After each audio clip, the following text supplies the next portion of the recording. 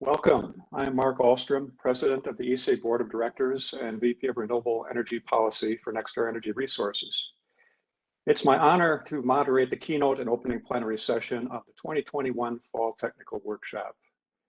For those of you not familiar with ESIG, we are a global member-based nonprofit organization providing objective technical information, resources, and networking opportunities in support of grid transformation and energy system integration decisions. We do this through workshops, tutorials, webinars, blogs, working groups, and task forces for our members, and by producing technical resource materials and briefing materials for decision makers. Our virtual workshops and monthly webinars are open to everyone, so please learn more and register for these free events. You can find us on the web at esig.energy. Send an email to info@esig.energy to get our monthly newsletter, and follow our activities on LinkedIn, Facebook, YouTube, and Twitter. ESIG also serves a leadership role in the Global Power System Transformation Consortium, often called GPST, whose mission is to bring together key actors from around the world to catalyze a rapid clean energy transition at unprecedented scale and scope. ESIG leads the first of the 5 pillars that deals with a research agenda for the system operators. More information on GPST can be found at globalpst.org. On a personal note, I view ESIG as a critical resource for society and for all of us. This is where we can get together in a collaborative way and with a system perspective to really make grid transformation and decarbonization happen. If you look at the topics we'll be presenting on Tuesdays and Thursdays this month, you'll see the range of issues that need our attention today. If you participate in our working groups and task forces, you are with the world-class domain experts working on the issues that need our attention tomorrow and will be on the agendas of our upcoming workshops. This is why you participate and why your organizations are members of ESIG. This is why some companies like NextEra Energy contribute at a sustaining member level to support the ESIG mission. This is why the U.S. Department of Energy supports the unique and critical work of ESIG, and why other donors who see the benefits of technical collaboration for grid transformation support ESIG. This is why analytics powered by Polaris System Optimization is repeating again as a sponsor of this workshop. This is why many of us devote time and energy to making ESIG work, along with the dedicated, hardworking, and truly stellar staff at ESIG. And this is why your membership and your participation in ESIG is so important. We are all involved in crafting the technical and engineering responses that are needed by our industry and by society. Speaking of memberships, if you are the point of contact for your organization, please keep an eye out for the annual invoice later this month and respond promptly. The primary source of support for making all this possible is annual memberships. And I thank you if your organization is a member, and strongly encourage you to consider joining if you are not currently a member. The modest annual membership fee is based on the annual budget of your organization. And if your organization has a membership, then everyone in your organization is a member of ESIG. Independent consultants or individuals can also join, and ESIG provides free memberships to students of accredited educational organizations. ESIG is a great place to learn and share your expertise, and we all need to do whatever we can to bring talented people into our industry and help get them working on the important issues. We had hoped to be face-to-face in Austin, Texas for this workshop, but obviously we are again meeting virtually for now. This means that we must try even harder to collaborate, network, and help each other during these times. ESIG has done a great job of supporting this interaction for us and thriving as an organization during the pandemic. All ESIG workshops have continued as online events with record attendance and participation. Our member organizations stuck with us, new members have joined, and growth in funding for the ESIG mission has been very strong. In fact, we've been able to increase ESIG's funding, staffing, task forces, and participation. We have vibrant task force projects on rethinking resource adequacy, macro grid transmission, grid forming inverters, open system participation of distributed resources, system flexibility, and hybrid resources. And we have dramatically increased our ability to provide the training materials and briefing documents for decision makers that come from what we collaboratively figure out together at ESIG. We do plan to restart face-to-face events, hopefully with our spring technical workshop in March. Please be sure you are receiving our monthly newsletters, or send Ryan a note at info@esig.energy to get on the mailing list, and we'll keep you informed of all the activities and events.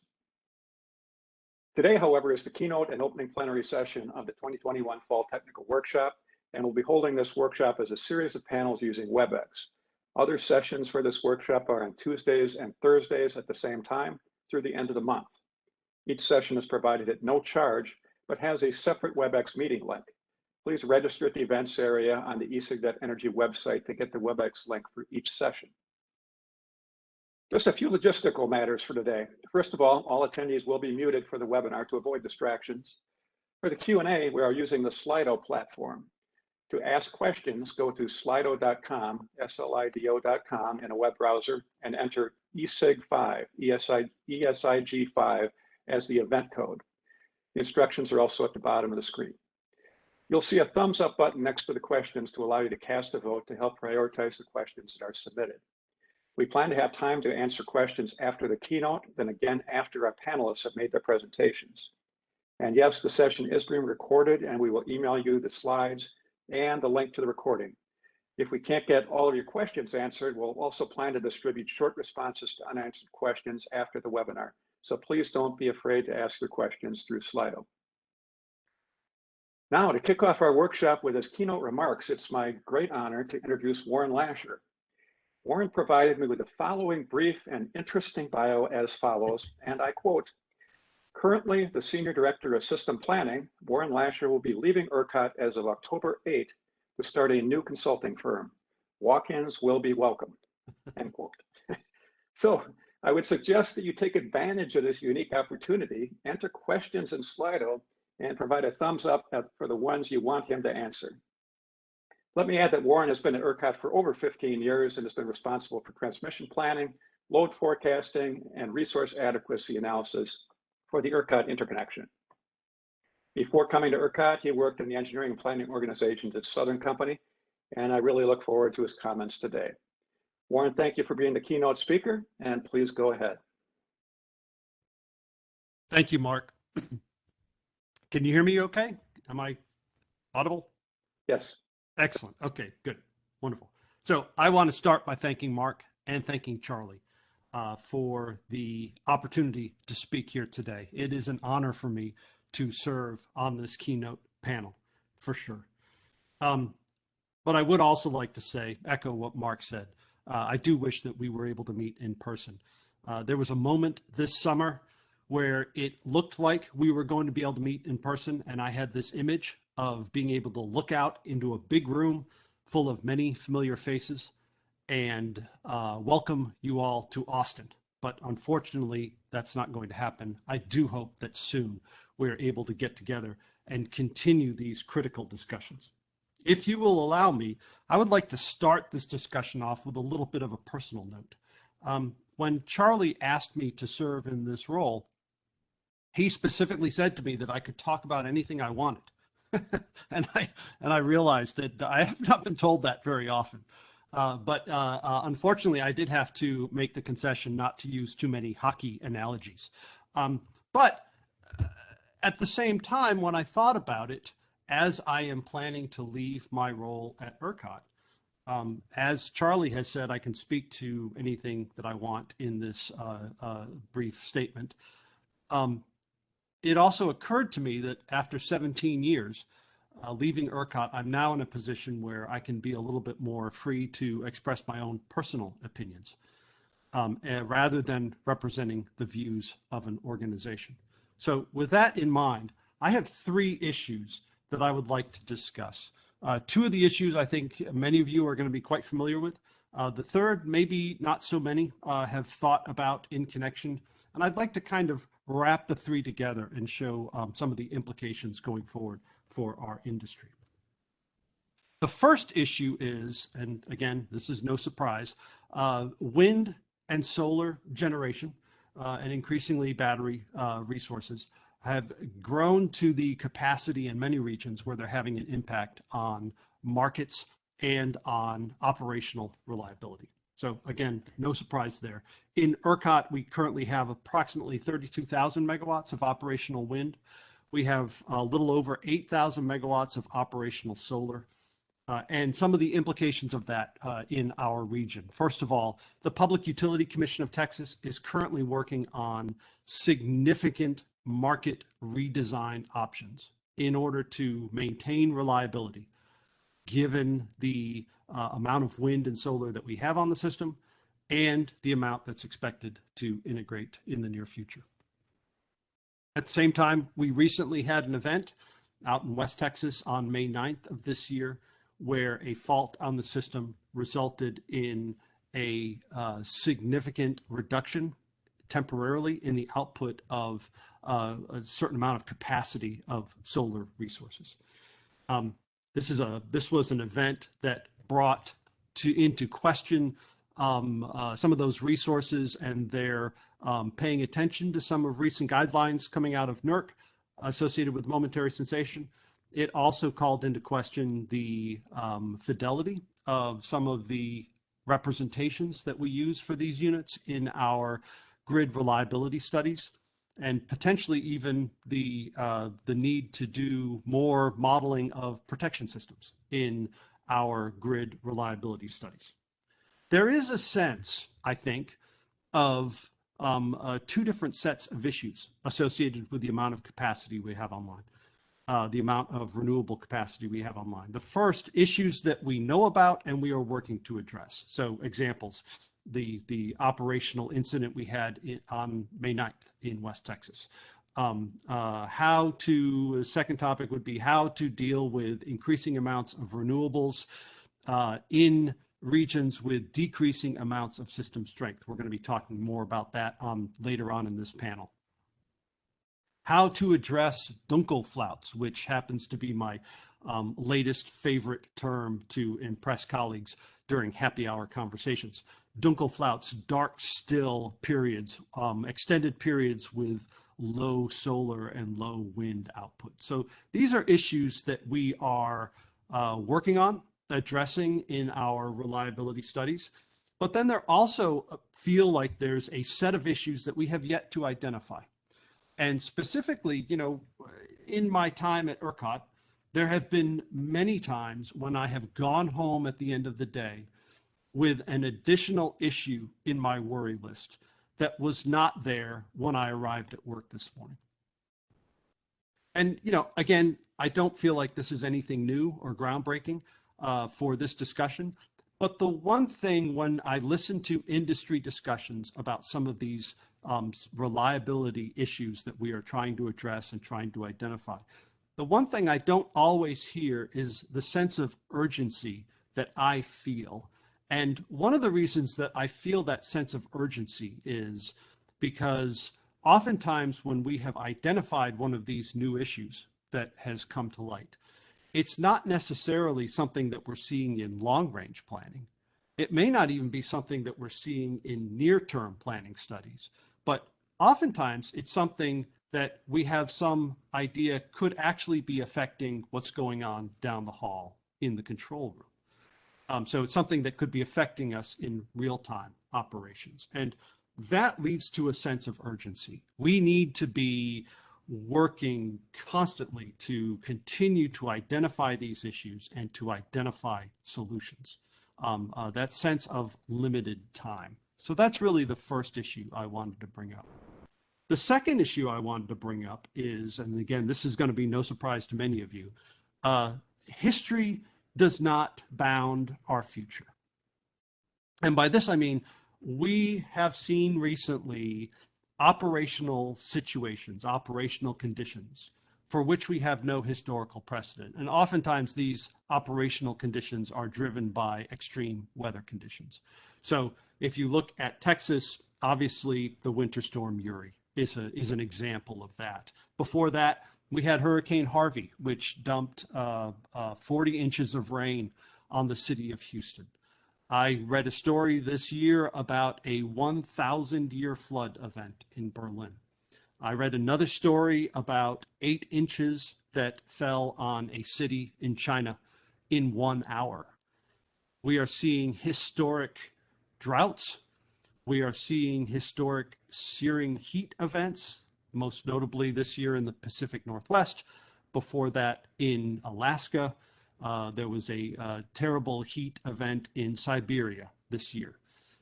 These weather events are leading to operational considerations that we don't have a precedent for to put into our planning studies. So how do you appropriately plan? How do you appropriately account for the risk of these types of events when seems difficult to define the size and length of the tails of some of these probability distributions of these rare events? So the underlying concept of we have to accept the fact that it's going to be very difficult going forward to appropriately account for the operational conditions that we are likely to see.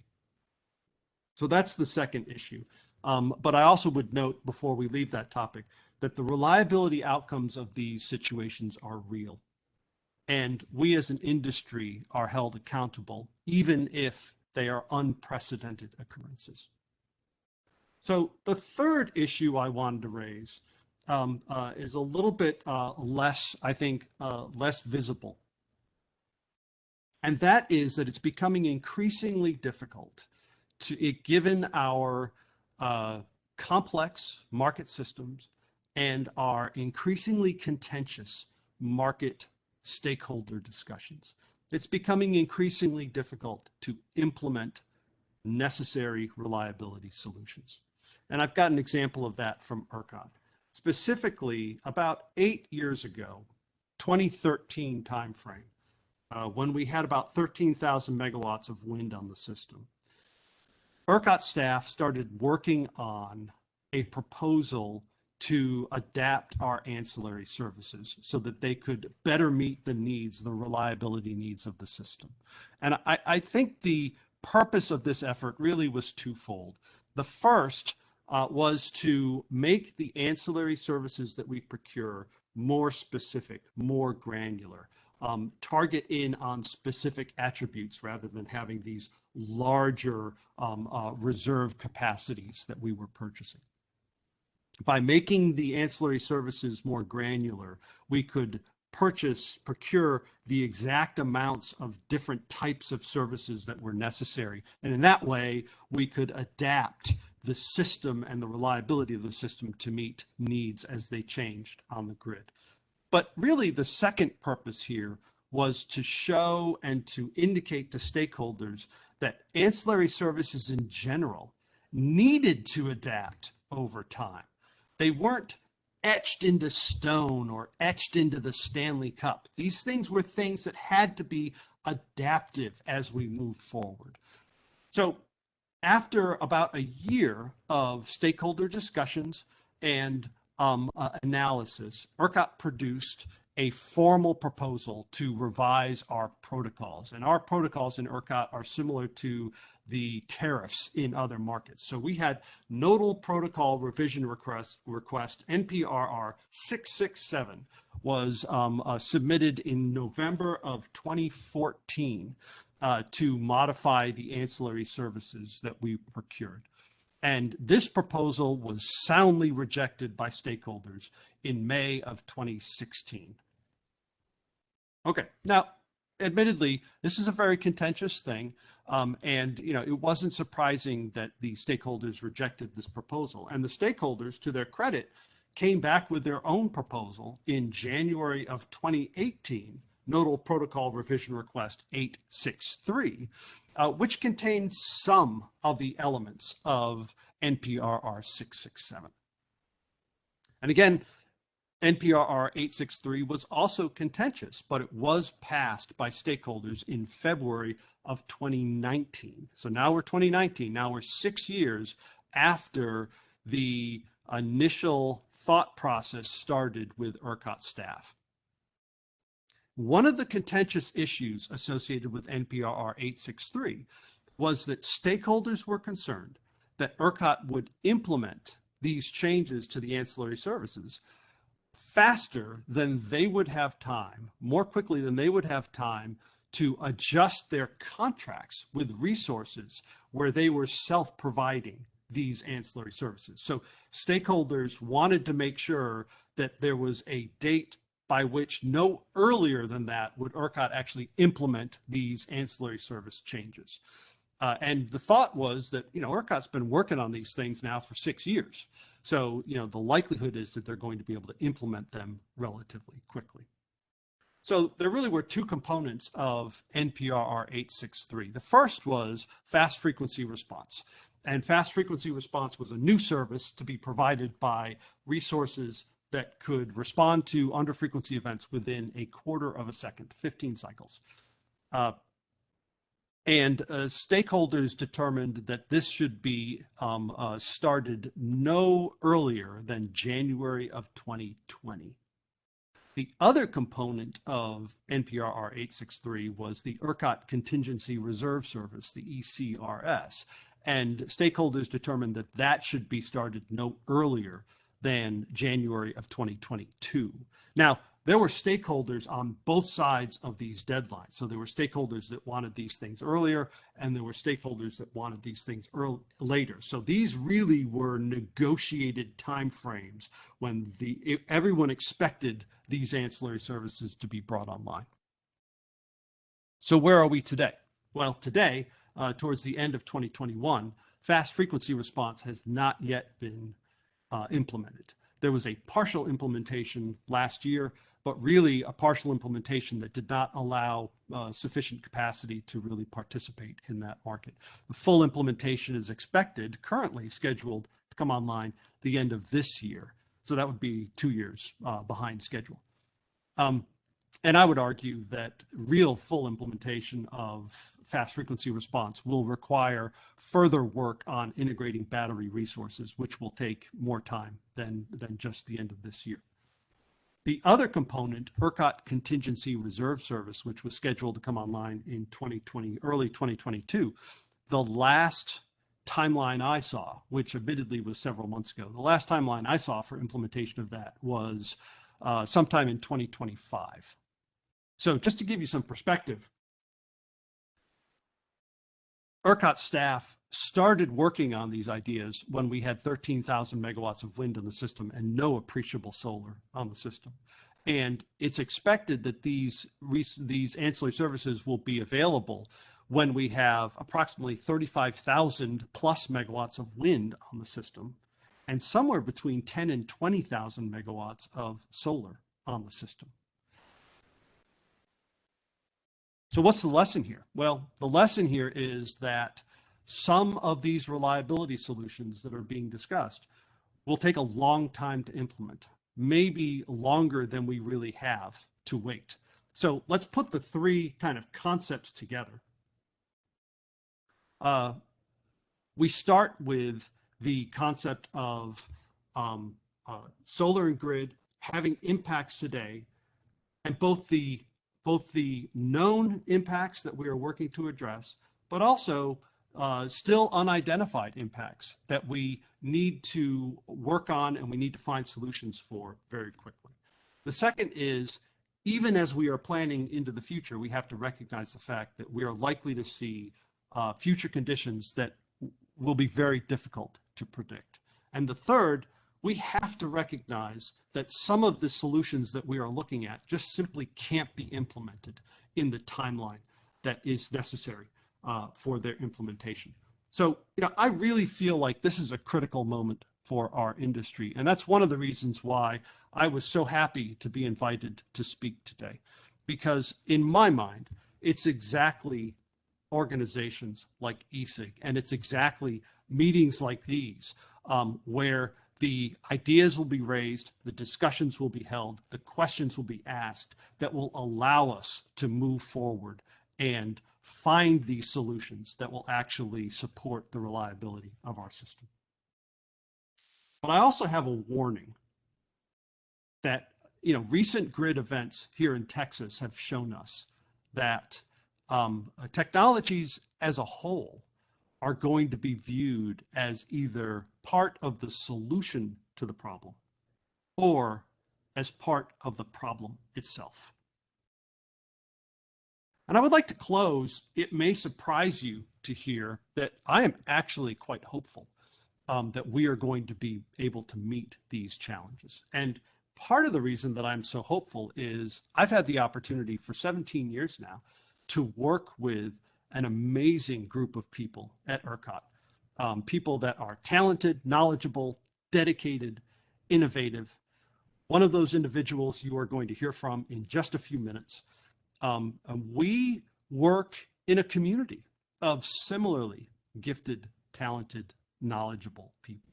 And I know that we are up to these challenges. But I will also say, in my mind, this is going to really require all hands on deck. I think everyone needs to be part of the solution to these issues. So with that thought in mind, I would like to thank you again for the opportunity to be here today. And I will turn the conversation back over to Mark. Thank you very much. Thank you very much, Warren. Get my video going again here. Boy, you raised some great points. Obviously, if we were in Austin this week, we would be talking about this for the rest of the night over more than one beer, I'm sure. So the status quo is not enough. Be part of the solution. I mean, you mentioned this whole concept of resource adequacy in these tails is becoming a whole different game. And that will be a topic, by the way, Thursday on this whole resource adequacy issue. But I was struck with, you made these points that, just by their nature, market systems, ISO RTO markets are slow to change in most cases. Part of it because of the complexity of the software involved, but a big part of it is also the stakeholder process, right? I mean,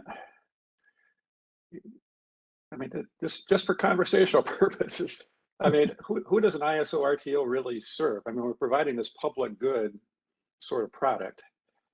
Are we, what's the balance between what's good for the public or society versus what's the role of the stakeholders in controlling the process of change, given that we're in this very fast period of change?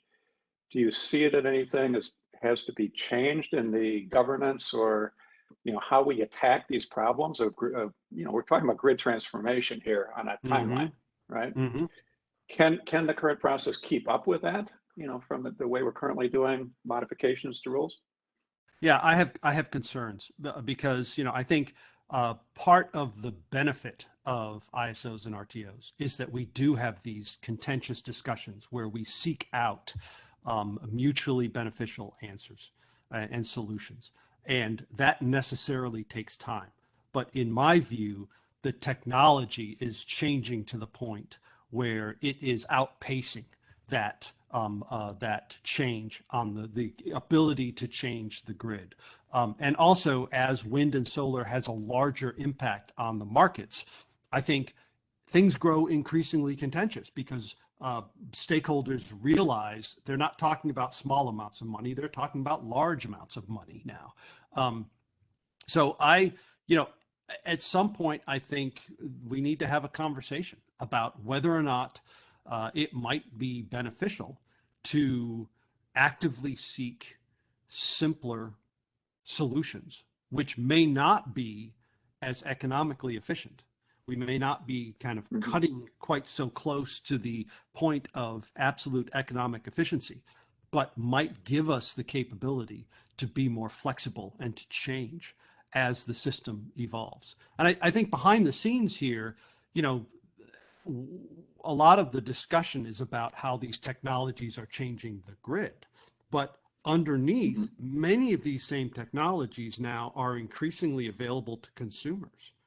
And once consumers are able to take more advantage of these things and, vote with their pockets, their pocketbooks, I think that puts more stress on the markets to adapt faster, because if the consumers can find a better solution on their own, they're going to do that. Right. Yeah, as you know, I've been talking too about the move toward hybrids and essentially putting more, expecting market participants to be smarter and to follow price signals in a logical, fast way. I mean, I've been a huge supporter actually of the ERCOT energy-only market. And, I think what we're seeing now, especially from the political pushback about February, is, wanting more of a command and control sort of approach. And seems, do you think that, first of all, do you think that's inevitable that we get some additional, movements away from just the pure energy only market? And, is that, but does that help? Because, will ERCOT be able to actually adapt fast enough to do that with additional, telemetry controls changes to the market to be really responsive in the political situation you're facing down there? Yeah, it's a complex question. I personally don't have a sense of where the market discussions are going to go. I really don't know. I'm watching them, but I don't have a sense of what I think the outcome is likely to be. I do think that we have seen over the discussions over the last 10 years associated with the energy only market here in Texas is that it's difficult to make small modifications to that market, because small modifications tend to have big impacts on the likelihood of scarcity conditions and therefore the revenue that resources are likely to see in the market. And so, it's always felt like it's something balancing on, the blade of a knife. And it's very difficult to make tweaks to that market without having, unintended consequences. Great. Let's go to some of the questions we're seeing through Slido here. We're going to be talking about grid forming inverters, and I know you have Julia from your staff there that's an expert on this that we'll be hearing from. Absolutely. What's your personal view? Do you view grid forming inverters being integrated into ERCOT will really help solve the reliability issues you're seeing with these very high penetrations or weak grid zones? I think it's going to be a component of the solution in the future, but I'll leave it to people who know the technology better to speak to when is the technology ready for implementation. But I also would note that requiring resources that are built in the deregulated wholesale market, requiring them to have this capability, again, raises certain issues associated with, making a fair return on your investment, et cetera. So, the implementation there seems to be a little bit fraught, especially in ERCOT, where we have specific requirements that transmission service providers can't own, like, let's say, battery resources. That would seem to be something of a fit if a transmission service provider were able to utilize that technology, but without them owning batteries, that seems like a difficult fit. Thank you. Yeah, a number of us have been looking at inverter learning, teething pain kind of issues here. This goes back years now, 2018, the Blue Cut Fire events with solar inverters in California. Mm-hmm. And I know you and your staff and people, I think at NERC, like on the Inverter-Based Resources Performance Task Force, have been doing a great job of really diving in and kind of educating. A lot of it has been more an educational process about how exactly should inverters be programmed to respond to these events, right? It's not that they can't do it, it's just that, they didn't have the experience or know. But then we saw the Odessa event, and a number of us have been very disappointed that the industry didn't voluntarily get on board, because, at least in our experience, I think if they had followed the NERC technical guidelines and alerts and updated the software in the inverters as was suggested, those inverters rode through just fine, right? Mm-hmm. Mm-hmm. How do we get the industry on board? You're making the point that we all have to be part of the solution. How much of that can be voluntarily? How much should be NERC standards? Or what do you think it's going to take to really make sure that we're good citizens overall and make this work?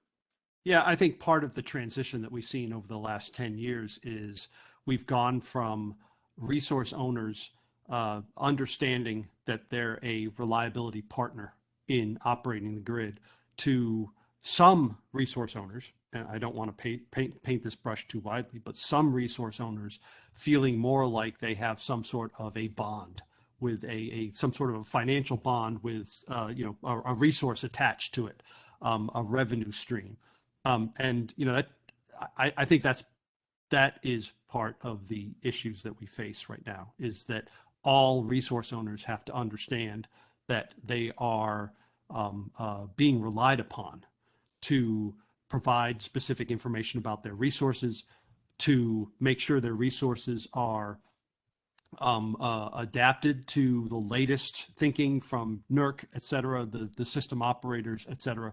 But the real challenge there is going to be that as we are still trying to educate the resources that are on the transmission system, now we have to increasingly educate the resources that are down on the distributed system as well, because they can have impacts as well. And I just think it gets harder and harder, and it all circles back to, you know, do we have a system that is robust, simple, and resilient enough in order to maintain reliability in the face of all of these changes? Yeah, and one of the people here asked a question that I think about too is that, I mean, it's great to do as much as we can through market products, ancillary services and so forth. Absolutely. But there is a role for interconnection requirements. You know, you must have these capabilities to connect to be a good citizen.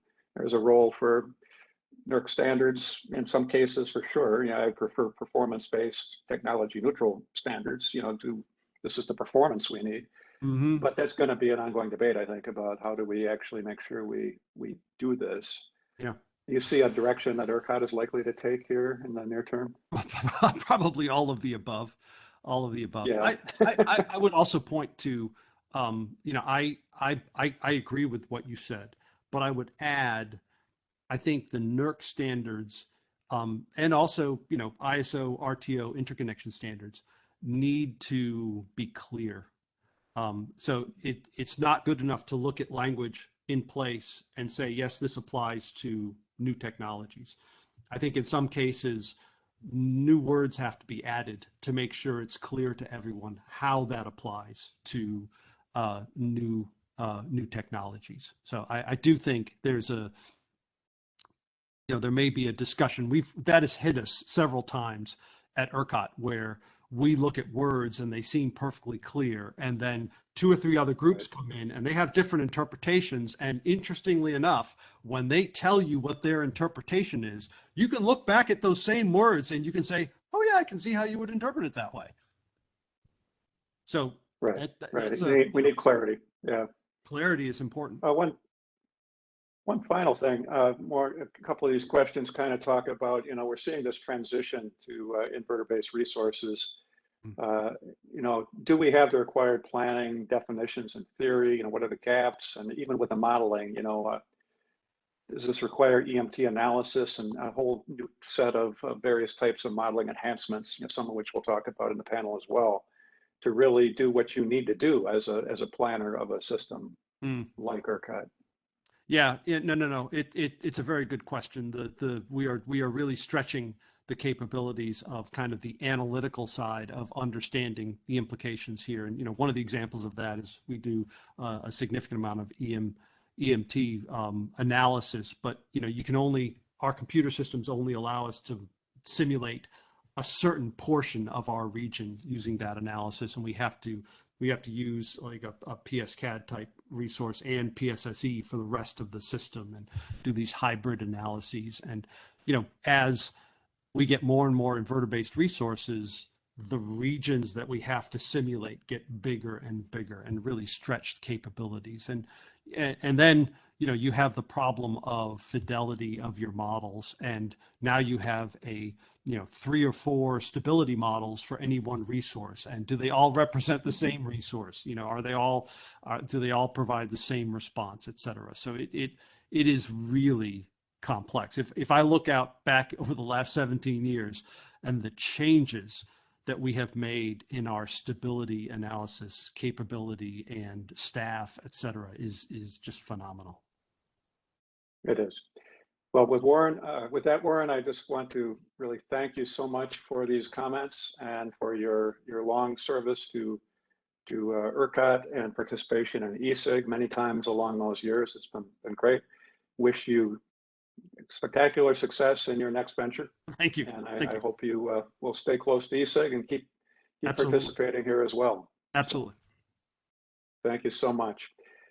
We'll now move ahead with our stellar panel of experts on a very important topic that Warren actually mentioned here, a very important topic for the industry, grid forming inverters and a look to the future.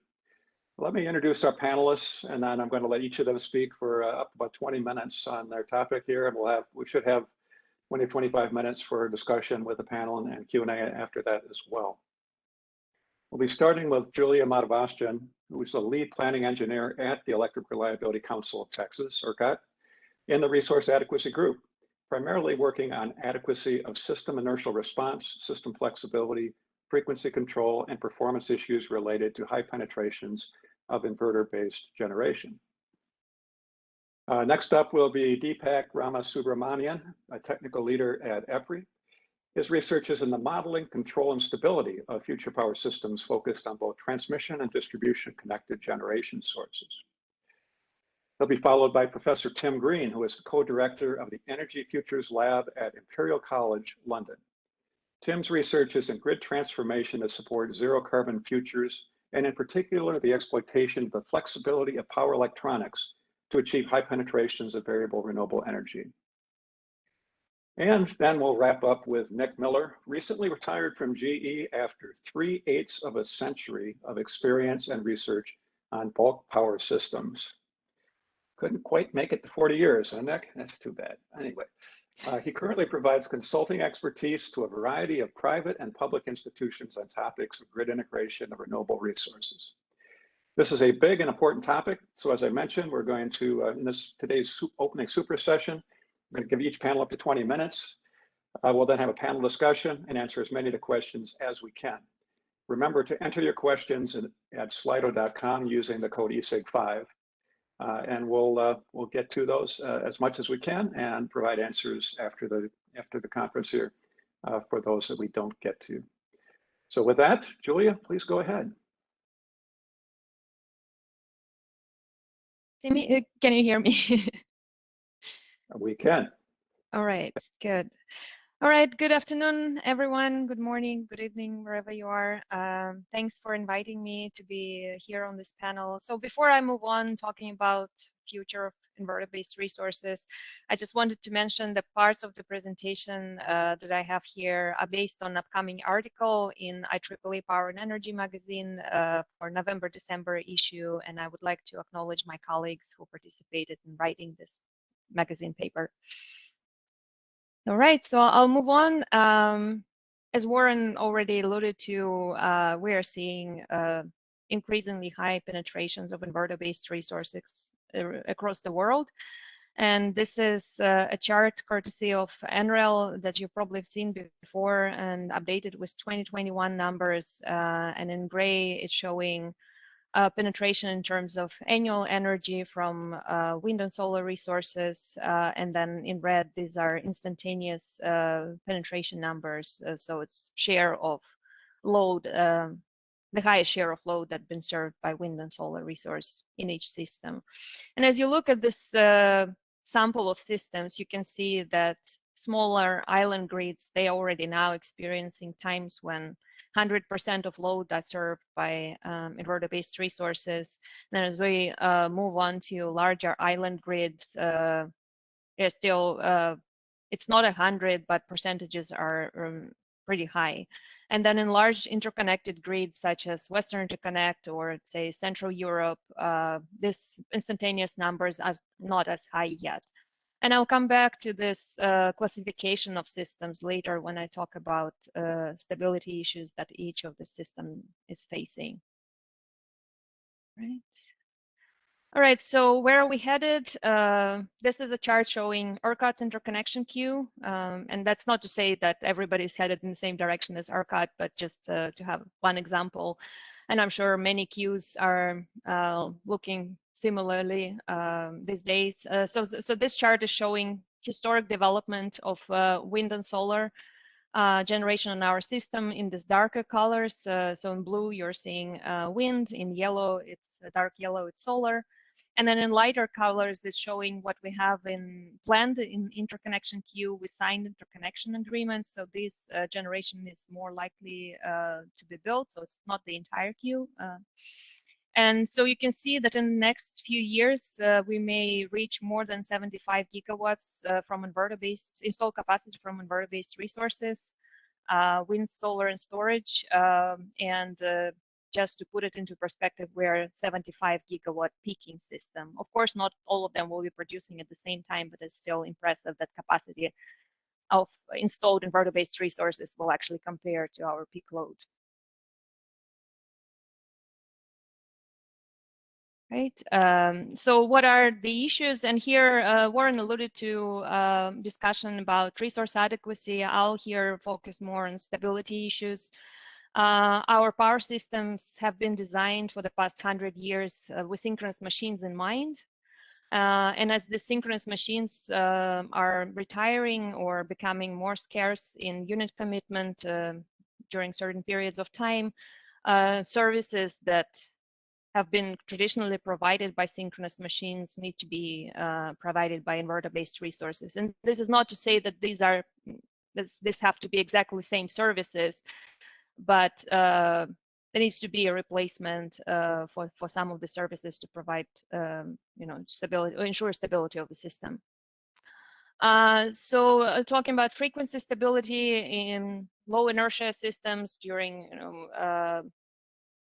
scarcer commitment of synchronous generation. This leads to high rate of change of frequency after contingencies. Warren mentioned fast frequency response is a good source to address this issue, but also one needs to be careful as too fast frequency response can cause oscillations on the system with low inertia. And then they also are common mode events that are resulting in loss of multiple inverter-based resources at the same time. And so, for example, a death event can be mentioned as one of those. Inverter-based resources are being built in remote areas far away from load centers, so long distance high power transfer is becoming an issue. And what exacerbates the problem is that voltage stability limits are converging on normal voltage ranges. So we can actually approach voltage stability limit without realizing what's happening because the voltage looks normal at the time. So what that leads to is brittleness of the system, is where from seemingly normal condition, you can go to unstable condition very quickly. Warren mentioned low system strengths, so that's something that's also characteristic to long skinny systems with inverter-based resources located far away from load centers and synchronous generation. And then since the inverter-based resources are driven by controls, control interactions are becoming an issue, especially in areas with in weak grid areas. So are all these systems are going to get there at the same time? And the answer is no. Here you can see comparison of different systems in terms of size, how meshed they are, what voltage levels they have. And this is borrowed from IEMO Renewable Integration Study. So there are small electrical islands, they may be physical islands or just small isolated systems, like for example, Hawaii, and they will first experience those issues with high inverter-based resources, and they will experience most of these issues that I mentioned on the previous slide at once.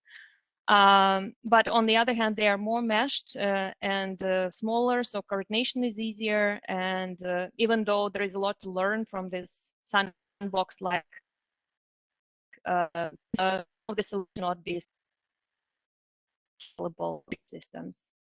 Then there are medium electric islands, like for example, Irish system, and these are more meshed, and frequency is an issue before anything else. Large electrical islands like Great Britain, ERCOT system, and mainland Australia, they experience further challenges due to inverter-based resources located far away from load centers in weak grid locations. And then there are geographically large interconnected systems like Central Europe, Eastern interconnection, and Western interconnection in the US, for which all of these issues that I mentioned when in interconnected state are not going to happen in the very near future. But these systems are starting to get worried about system split events, where you can have a portion of the system that's separated and has a high amount of inverter-based resources. Right. Next slide. And so now just focus on the stability issues that I've been talking about, and bring it into perspective of each of the systems that I was talking about. So as I mentioned, for large interconnected systems, under system intact conditions, frequencies risks are not as eminent. And so these large interconnected systems, they are meshed and relatively immune to fast and severe frequency events, whereas there are challenges with high power transfer over long distance, and those are more imminent, as I'll talk on the next slide. So if you look at Texas system, this is becoming more acute, where frequency control concerns can limit operations. So for example, in ERCOT, we have set inertia limit. We went for faster frequency response product, and so currently managing it this way. And then there are systems where these are larger interconnected. These are larger but islanded system, and then small islands where frequency concerns are more frequent, and they're having to manage these risks every day, and having to deal with lower inertia conditions, introducing faster frequency response products, limiting largest contingency in real time, and in introducing inertia floors. So they have to introduce some measures to address frequency risks on an everyday basis. Then continuing about voltage and angle stability risks. So here it's kind of the other way around. The meshed, even smaller but meshed systems, they are tightly interconnected, so electrical distances are limited. And so interface collapse and system separations are remote concern. And then in larger systems, there are maybe areas where from which imports and exports are becoming problematic because it's a long distance, high power transfer. And then separation tends to be a high impact, low frequency event and becoming a concern. And then there are this large, not interconnected islands where systems have high power transfer over long distance, and voltage instability and angular separation concerns are resulting in stability constraints being introduced in real-time operation, and that limits output of inverter-based resources from those areas. Moving on control stability risks, again, in this large interconnected systems and meshed systems, this may be a concern only at specific locations, at certain buses, whereas moving on to larger islanded systems, they can be entire regions with high inverter-based resource penetration, where control stability becomes a concern because these areas are far away from synchronous generation. And then, as Warren mentioned, as we integrate more and more inverter-based resources and system becomes weaker, these areas, they becoming larger and eventually become a concern for the entire system. So what can inverter-based resources help with? So this chart here is showing comparing capabilities, grid-following inverters, grid-forming inverters, and synchronous machines. In green here, you can see basic traits of each type of machine. And then in purple, you can see services that these machines and devices are providing. And so here you can see that there are a lot of services that are common between all three types of machines or devices. And then as we increase penetration of inverter-based resources, there are some services and that grid-forming inverters would have to provide if they continue replacing synchronous machines. So what is state of the art of grid-forming resources? I had a webinar in the beginning of June this year where I talked in more detail about each of the real-time applications of inverter-based resources that I was able to find. So you can go back to this link and watch a webinar. It's recorded and posted on ESIG webpage. But just to summarize, there is a handful of microgrid applications where smaller areas, islands, or maybe small communities are being supplied by inverter-based resources, and at times 100% of load is being supplied by inverter-based resources. So one example here is the island of St. Eustatius, where 100% of load being supplied by solar and storage during daytime, basically every day. Then there was a proof of concept or trial in Scotland at Dersalloch wind farm, where existing 69 megawatt of wind turbines were converted to being in grid forming control mode. These turbines were originally grid following, and they operated through actual grid events that were happening, and these were frequency events and phase steps. And then they also had tests with island operation and also black starting in wind farm and then re-energizing with the rest of the grid. There is a number of batteries. So these two, Dalrymple and Hornsdale, these are already existing project, and there are few more grid forming batteries that are grid scale and grid connected that are being developed right now. And so this Dalrymple battery is providing inertia. It can operate as an island together with 90 megawatt of grid following wind farm. It can provide black start capability to that island. It provides stability in weak grid conditions, and then also fast active power injection as a special protection scheme. And then Hornsdale battery, it's been existing grid following battery, and currently inverters are being kind of converted to operate in what's called virtual machine mode. So that's a type of grid forming operation. So I've been showing this vicious circle for a while now, and every time I'm showing it this year, I'm getting a question. Are we still stuck? Are we still in this circle? So just to provide some background, the circle is talking about should the requirements for grid forming inverters go first and then technology follow, because developers will not develop something that's not required or incentivized, or should there be some proof of concept and more state-of-the-art technology development before operators actually go and require this capability? And so this kind of circle continues, but I think looking this year, I see more development towards breaking the circle. So one of the developments to mention is Stability Pathfinder tenders that are ongoing in Great Britain. And so the purpose of these tenders was to procure inertia and system strengths in certain locations on British grid. And so the first phase was limited to traditional technology only, but phase 2 and 3 is open to inverter-based resources.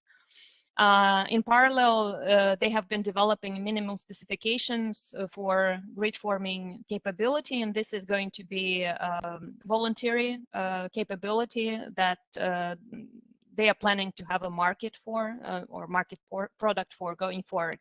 But what's interesting is that Stability Pathfinder Phase 3 is already using these requirements as a technical specification for Phase 3 tender. But I think advantageously they are saying that however specification is looking like by November 2021, this will be minimum requirement for the tender participants, and it's not expected to change or retrofit those projects going forward. In AIMO, there is also an incentive for grid forming inverters in form of requirement for inertia and system strength. So transmission distribution system providers are supposed to procure a certain amount of system strength in certain locations in AIMO grid. as well as the inverter-based resources that are developing in the area are supposed not to reduce system strength in those connection nodes. So in the past few years, what that resulted in that these projects had to install some kind of measures to support system strength in those connection points. But in Australia, they actually found that it's more efficient if transmission distribution service provider comes up with solutions and then kind of leases out those solutions to inverter-based resources. So there will be more kind of centralized and optimized placements of those sources of system strength.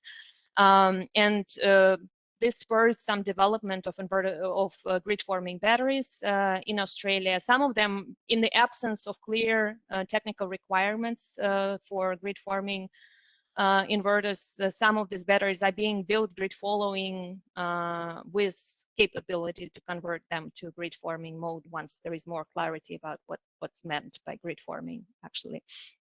And then last but not least, the recent Hawaiian Electric island-wide PSCAD study report also recommends requiring grid-forming in new batteries for the future projects. But it also states that clarity is needed in technical requirements for grid-forming capability. So just to conclude, what is still missing? It's still a lot. We're kind of in the beginning of this journey. And Team Deepak and Nick will talk much detail about these points I have here and on what is missing. But from policy and practices perspective, there are missing standards, codes, and incentives for grid-forming inverters.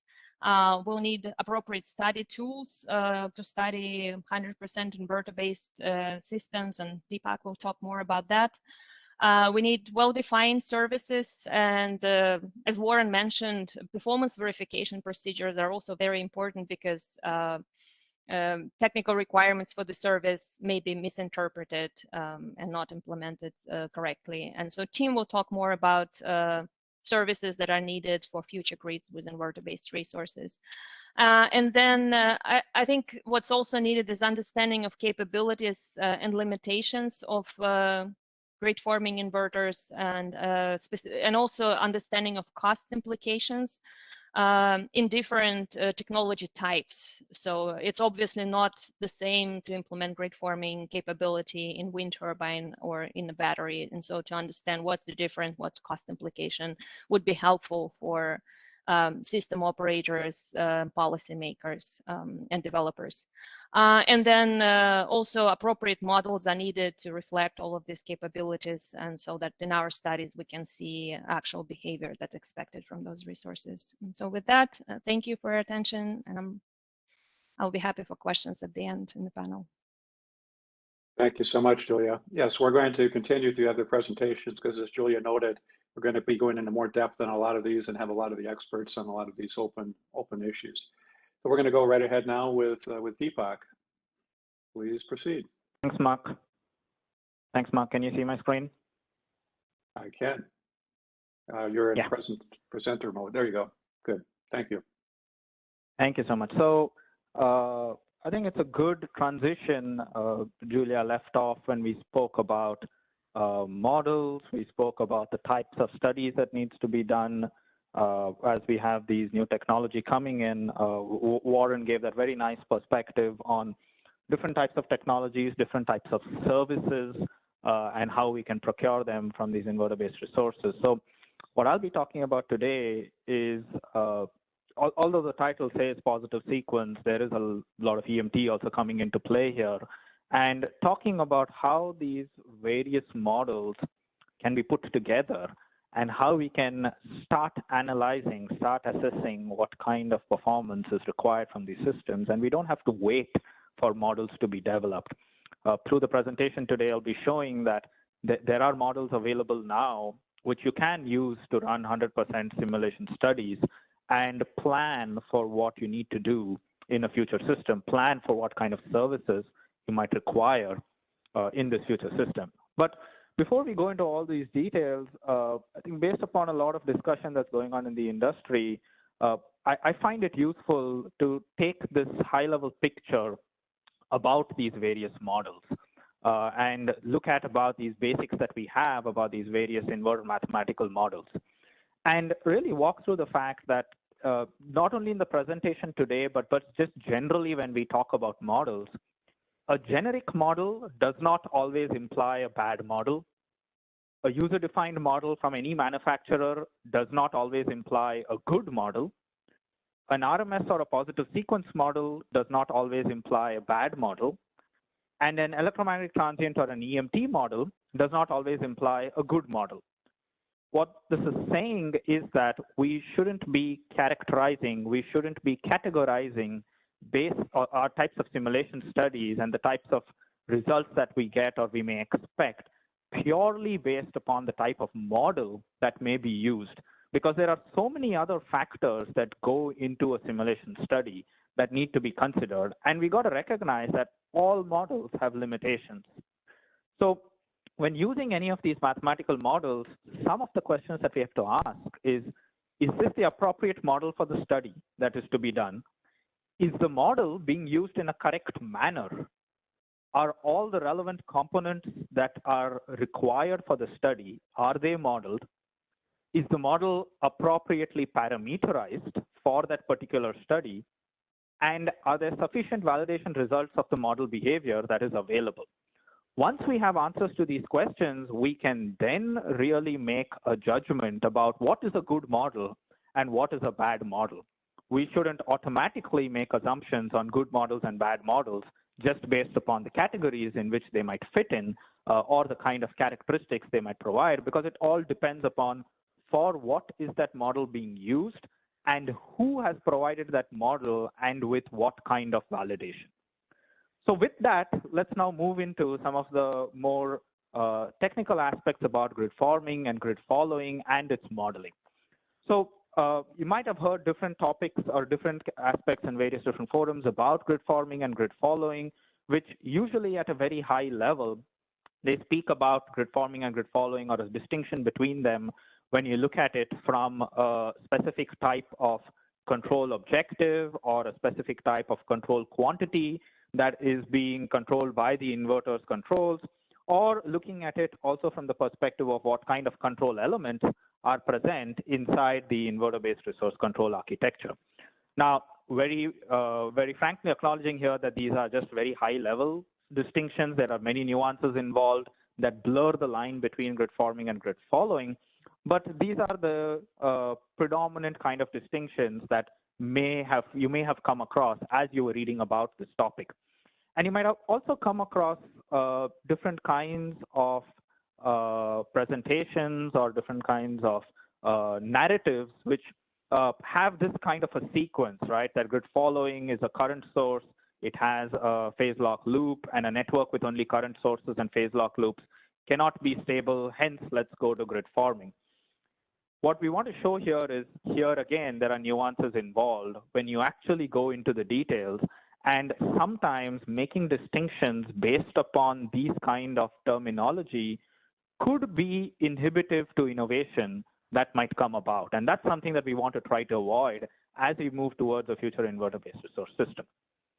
So if we consider a scenario where you have a network with only current sources, Kirchhoff's law doesn't automatically vanish when you go to a 100% inverter-based resource system. The laws of physics may not apply from an electromagnetism perspective because there's no rotating machines, but your laws of physics related to Kirchhoff's law and Ohm's law still really exist in such a system, which means that if you have a system which has a current source as its only kind of generation source, then definitely, yes, the voltage levels in this network is decided by the current and the impedance. And yes, the network can collapse if you don't change the current that is injected. So if you keep these currents constant, if you keep them as constant current sources, then yes, you can have a collapse in the network. But at the same time, from Basic Circuit Theory 101, this network does have a stable and viable solution if you inject the appropriate amount of current into the network in a very timely manner, which means that a network that continues to have current sources, the network that is operating with current sources, and let's say the last synchronous machine trips, or a portion of the network islands from the rest of the network, that network can continue to operate if you have the appropriate amount of current that is injected into the system. And this is just a very basic simulatory example to show that current sources are not bad actors necessarily in our power system. We only need to know how to control these current sources so that they can become good actors for our network. So what does all of this have to now do with grid forming, right? We speak about this behavior. We're looking at the control of these currents and how they are injected into the network, and how does it really help in building our models as we go towards representing a 100% network. Where it helps is it helps in being able to identify or define grid forming from the perspective of a system planner. So from the perspective of a system planner, we say that continued operation of a 100% current source network is possible. Here we are intentionally not looking at system black start and restoration because that is a special operation scenario even today. Not all synchronous machine plants are black start capable. So we want to look at the continued operation of a system. And a lot of today's inverters, they have been designed for strong networks, which means that they knew that that was how the system was going to be when they interconnected, and that was the design process that was applied. And in that entire set of controls that we have for these different inverters, the phase lock loop is just a part of the control that is used to obtain synchronizations. And it's not really the main cause of instability, or it's not the only cause of instability in weak grids. What that means is if we go with controls of inverters and we can make them more robust, we can work in developing robust control techniques for inverters, then even today's existing inverters, if you have additional auxiliary control added to them, which can be brought about based upon how the system planner asks for services to be delivered in a timely manner, then those auxiliary control loops can actually play a very big role in extending the stability of the system and in improving the stability of the system, which means that it could be beneficial to define grid forming from a performance-based approach perspective, wherein we can have these grid forming inverter characteristics purely upon the capability and the services that it provides. Some of it Julia already mentioned about. Tim will be covering this in much more detail in his presentation, but in a very broad manner, you can cover it in this circle diagram or a bubble diagram, where you define what a grid forming source is based upon these kind of services that it provides, while meeting acceptable standard metrics that we have today associated with reliability, security, and stability, while also ensuring equipment limits. We can't expect an inverter which has a current limit of 1.2 per unit and expect it to provide 6 per unit fault current, because that's not within the equipment limit of that particular inverter. If we want that kind of service, then we need to ask for it so that we can get it. And then look at grid forming resources that can also be designated as black start resources. If we then put our definition from the services perspective, then we can extend our modeling framework by recognizing that there are conceptual similarities between how a phase lock loop with a voltage controller acts and a virtual oscillator behaves.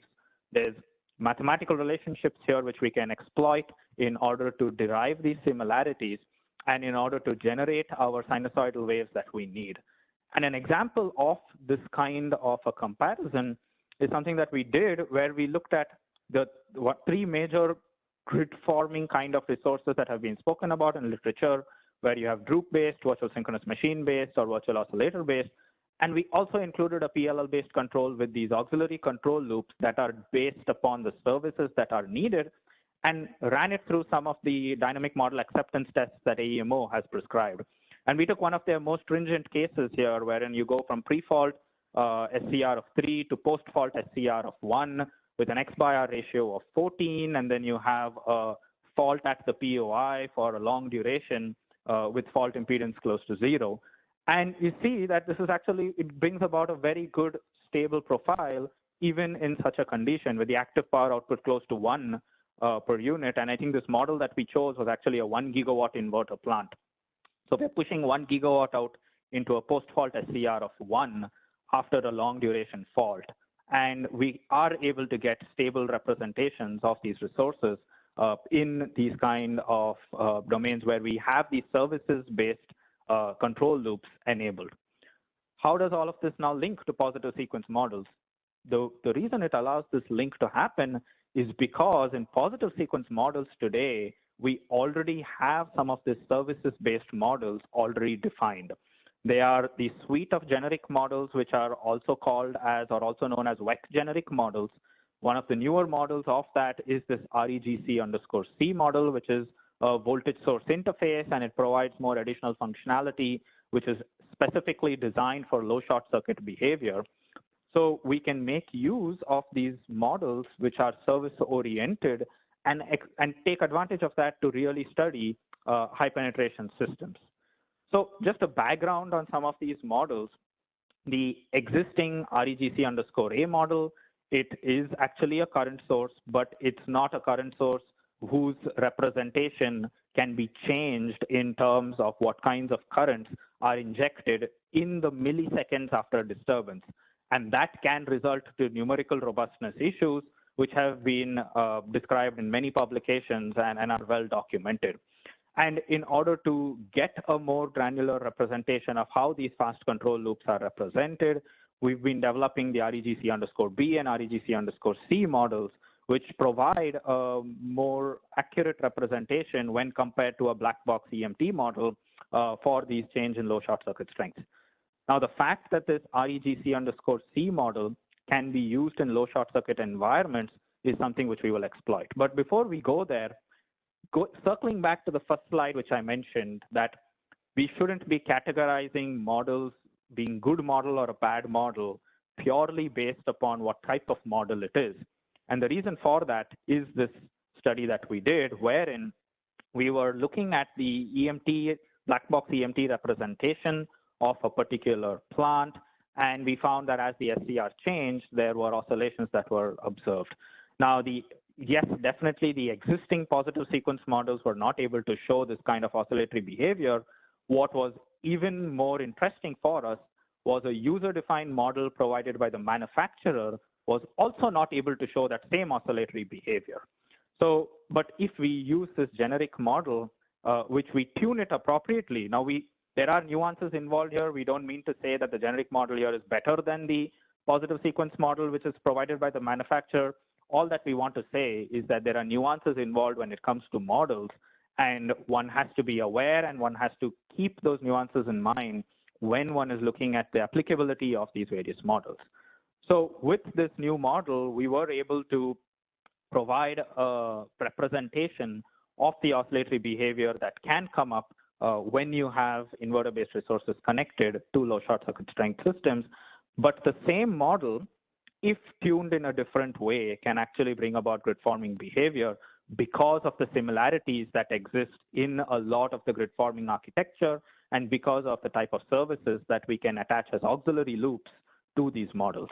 And an example is this, wherein if you look at a PV plant injecting power into a very long transmission corridor, and we open the infinite resource or the infinite bus at the end of the transmission corridor, then essentially this becomes a 100% inverter-based resource system. And if we have good levels of frequency control, which is enabled at a high ramp rate limit, and we distinguish between whether voltage control is done at the plant controller level or the inverter control level, then with these models set up in an appropriate manner, we actually get good representation of the trend of the response across EMT domain and positive sequence domain for this particular scenario, wherein the inverter-based resource was islanded from the rest of the network at 5 seconds. It had to meet up to serve the additional load. It had to stabilize frequency. And then there was a three-phase fault applied after that inside the network. And this was all of the orange and the green trace are using the approved WEC generic models, which are listed here. But we do have to say that one can't expect any default off-the-shelf parameters to work. That's not how models and the use of their models work. You have to really parameterize them with diligence, and you need to parameterize them to ensure that they are good representative models of more detailed models against which they are compared against. But if you do that, then you can get a lot of benefit in representing these kind of behavior in systems which have 100% inverter-based resources. And that can be extended to many different flavors of grid-forming control, wherein here we are comparing things with virtual oscillator-based, Drupe-based, PLL-based, and few unknown implementations also, wherein all that we know is the output response of the model. And we see that although the individual models are not tuned optimally for the system, the response of the generic models are encouraging in the fact that they can now allow transmission planners to start studying 100% grids and start identifying what kind of services they will require in the future and for in what kind of time they need the services to be delivered. And we have extended this to larger networks, wherein we have shown that if you have, say, things like a 14-bus network, we have looked at the standard IEEE benchmark systems, we have looked at different inverter systems from some of our utility members at EPRI, and we've seen that this can be extended in terms of how you can get good match between these positive sequence models and EMT domain models in trying to study 100% or a 90% kind of a system where you have different forms of control techniques all in the same network. In saying all this, I cannot really stress enough the importance of parameterization. We should be really diligent of how we parameterize any model that we use, and it's the values of those parameters that play a crucial role. One can have the most detailed model possible, but if the parameter values are not appropriate, that model is not useful for really much studies. It's the parameters that play a lot of crucial role in this. So to really summarize what we are talking about today, that to conduct future planning studies, we recognize that we need adequate simulation models in the software libraries, but also recognizing that any mathematical model in any software domain can be a bad model, but it needs to be parameterized with due diligence. And there is encouraging results that some of these newer generic positive sequence models, they can provide a representation of the behavior of 100% networks. This is not to say that this is to replace other detailed types of studies. All we are saying is that as we improve, as we do more research work, as we innovate more, there's bound to be more simulation tools and more advancements made in the modeling space. And all of this needs to add more tools in the system planner's toolkit, so the system planner has everything available to them to make their decisions, and they don't have to be restricted to any particular type of simulation environment. It's very important that we keep continuing this kind of work with OEMs to validate model behavior, keep continuing research efforts in this topic, because this is going to be a topic that is going to transform the way we operate and plan our system. So to that end, we do have some upcoming work, which is actually, in a way, very much a wide industry effort in where we have this consortium, which we have formed called the Unify Consortium. It's a U.S. Department of Energy funded consortium. It's co-led by the National Renewable Energy Lab, University of Washington, and EPRI. And we are bringing together a host of entities in order to try to tackle this topic of improving the state of the art, increasing the amount of inverter-based resources in our system, grid forming technology, improving models, simulation platforms, analysis techniques, and really cover the entire spectrum. A sneak peek into the entire project team as it stands today is shown here. If folks are interested in knowing more about this consortium, feel free to send me an email. My email ID is there on the first slide. And with that, Mark, I'm also cognizant of time, so I'll stop there. Thank you so much, Deepak. Yes, and congratulations on the Unify project for that impressive team that you are part of and helped pull together. So that's quite wonderful. Next, we're going to go on with Professor Tim Green from Imperial College London. Thank you very much, Mark. Good afternoon, good evening, good morning, depending on your time zone.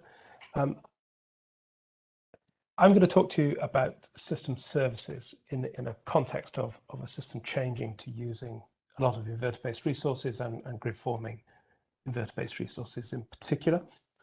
It's going to reflect the work that we've been doing through the Global Power System Transformation Consortium. So I think we know why we're here. As we stand down traditional generators, synchronous machines in favor of wind farms and photovoltaic plant with inverters, we're not only are dispensing with the energy from those synchronous machines, we're also dispensing with the control services they provide that have, for many decades, regulated the voltage and frequencies of our system. So we have to think again about how we define the services that we're going to need from our inverters to provide a cost-effective control solution for our grids, and to do that in a technology-neutral way, so we can continue to have a mix of inverters and synchronous machines for some time, providing that. And so some of those things are about regulation of voltage and frequency. I said some of those things are about system stability. We need to define how we're going to meet a broad set of stability concerns within our networks. And of course, how we address this will depend a bit on how the inverters present themselves to the network, and that's often characterized in the classification between grid forming and grid following converters. So Deepak rehearsed some of this definition, but I'm going to say a little bit more about it. I don't think I contradict him, I just put it in slightly different terms. So grid following synchronizes to an existing strong AC grid, and it injects power. Deepak said all of that. It's normally a device that's operating at something like a maximum power point operation, and it's injecting all the power that's available in order to maximize revenue, typically. It's maybe not doing only that.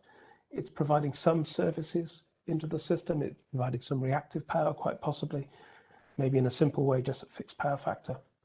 But also, it's providing other things like fault current, perhaps. So grid forming is different because it creates an AC voltage with a frequency and magnitude, and then it adjusts those to the local grid conditions. And the amount of power that a grid forming converter delivers to the system then depends on a combination of the set points you put in the control loops and on the grid conditions. So it adapts its real and reactive powers to grid conditions, and therefore it helps to support frequency and voltage. And it should provide a range of additional services for the full range of control that a grid needs. But an important implication of that is that a grid forming inverter requires a ready supply of power and energy, so that in the event of a frequency drop, it can supply more power and help to raise the frequency back up again. So it needs some local storage, or it needs to operate its resource slightly derated, so off the maximum power point. But beyond that, it also needs capacity within the inverter to supply the extra current that's implied by suddenly providing more real or reactive power, or indeed short circuit current. So there are some constraints about the operation of the inverter, but also on the resource that sits on the DC of that link of that inverter. So sometimes this is wrapped up in a discussion of system strength. We've heard some mention of that already this afternoon. I think we need to separate system strength into at least two dimensions and maybe more. You know, some traditional power systems engineers would wrap it all up in a phrase like short circuit ratio or short circuit level. I think we need to start unbundling it again, because inverters see different aspects of this differently. So I've drawn it here in terms of frequency strength and voltage strength, and I put the strongest on both those axes is an infinite bus. So the voltage and the frequency and the angle don't change whatever you do within the grid. And a grid forming inverter is getting close to that. It establishes a voltage that's well defined, but it does vary a bit in frequency and amplitude depending on grid conditions. And a grid following inverter is at the other end of this line, close to just being a fixed PQ source. So it provides the same power and reactive power regardless of what the grid is doing. So it's not contributing to strength. But of course, it's slightly more subtle than that, because the grid forming inverter often works on droop settings rather like the exciter and governor of a traditional machine. And therefore, the frequency will reduce as we draw more power, and the voltage will reduce as we draw more reactive power, depending on those settings. So it's not completely strong or stiff. But we can also add such droops to grid following inverters. Often we might do it the other way. We make the power of it that's being delivered by the grid following inverter a function of frequency. So in fact, we start to move along that line, and rather than having a binary division between two sorts of inverters, we've actually got a continuum where we can define different characteristics. And indeed, we can go off that line. We could have some devices that are, for instance, strong in terms of voltage, but not in terms of frequency, and a StatCom would be a good example of that. And again, we can add droops to that and give us more variety. A couple more things before I move off this slide. The one is I want to mention the term virtual synchronous machine. I tend to think of that as something like a grid forming inverter plus some additional features. So an emulation of inertia and the ability to provide substantial fault current. But I think grid forming inverter and virtual synchronous machine are closely related concepts, but I could draw a distinction. But my main point on this slide is the binary divide between grid forming and grid following, I think is unhelpful. There's a range of characteristics that we can produce depending on the resources the inverter has to deliver power from, but also on how we set up those control loops. And it does mean that not all grid forming inverters and not all inverters have to provide the same range of services. The services we might look to provide from an inverter interface battery could be quite different to the services we look for from a solar panel interface via an inverter. And although that might sound quite different to the way things were with synchronous machines, I think it's not that different. So this is the same diagram, but drawn for synchronous machine. So a synchronous machine that's got a governor, an AVR or exciter is a stiff source in terms of voltage and frequency, but still has droops. But quite often synchronous machines are run with a deadband characteristic. So you actually you stop them responding to frequency in order they just deliver the contracted amount of power. And that pushes them back down here towards being fixed PQ sources. So the same debate about not having all devices on the system provide all services, I think has been there forever, really, for so long as we've been running synchronous machines and their dead bands. Okay. So in terms of the group within GPST who started thinking about this, we did very much think of this to begin with in terms of system services. And we'd say, well, for example, how much inertia should an inverter-based resource provide? And you start thinking about what analysis you'd need to do in order to start answering that question. And you quite quickly realize that you're either going to fall into a trap of saying, well, they ought to behave the same as a synchronous machine. Well, they shouldn't necessarily do that. It might be the right answer, but it might not. Or you find actually you've got to do a much deeper set of analysis to really answer that question and say, well, why do you want inertia in the first place? It's probably for a deeper reason. It's about catching a loss of in-feed event and stopping the frequency rising too fast, or stopping the frequency or falling too fast, or dropping below a certain limit on an nadir. So it's really, what does the system need? What does the system have to deliver to consumers in terms of voltage quality or frequency quality? And then how do we map those needs into services? So we want to do a reliable system at least cost. That's our top level objective. We map that into a set of needs of the system to meet that. And then we look at the physical characteristics of the system, and that helps us identify how much of each need and its characteristics.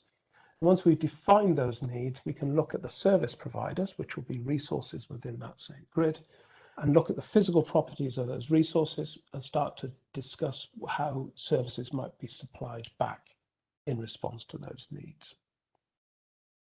So we've done that by breaking up or partitioning the needs into a number of categories. So at the top level, we're talking about needs around power quality and stability.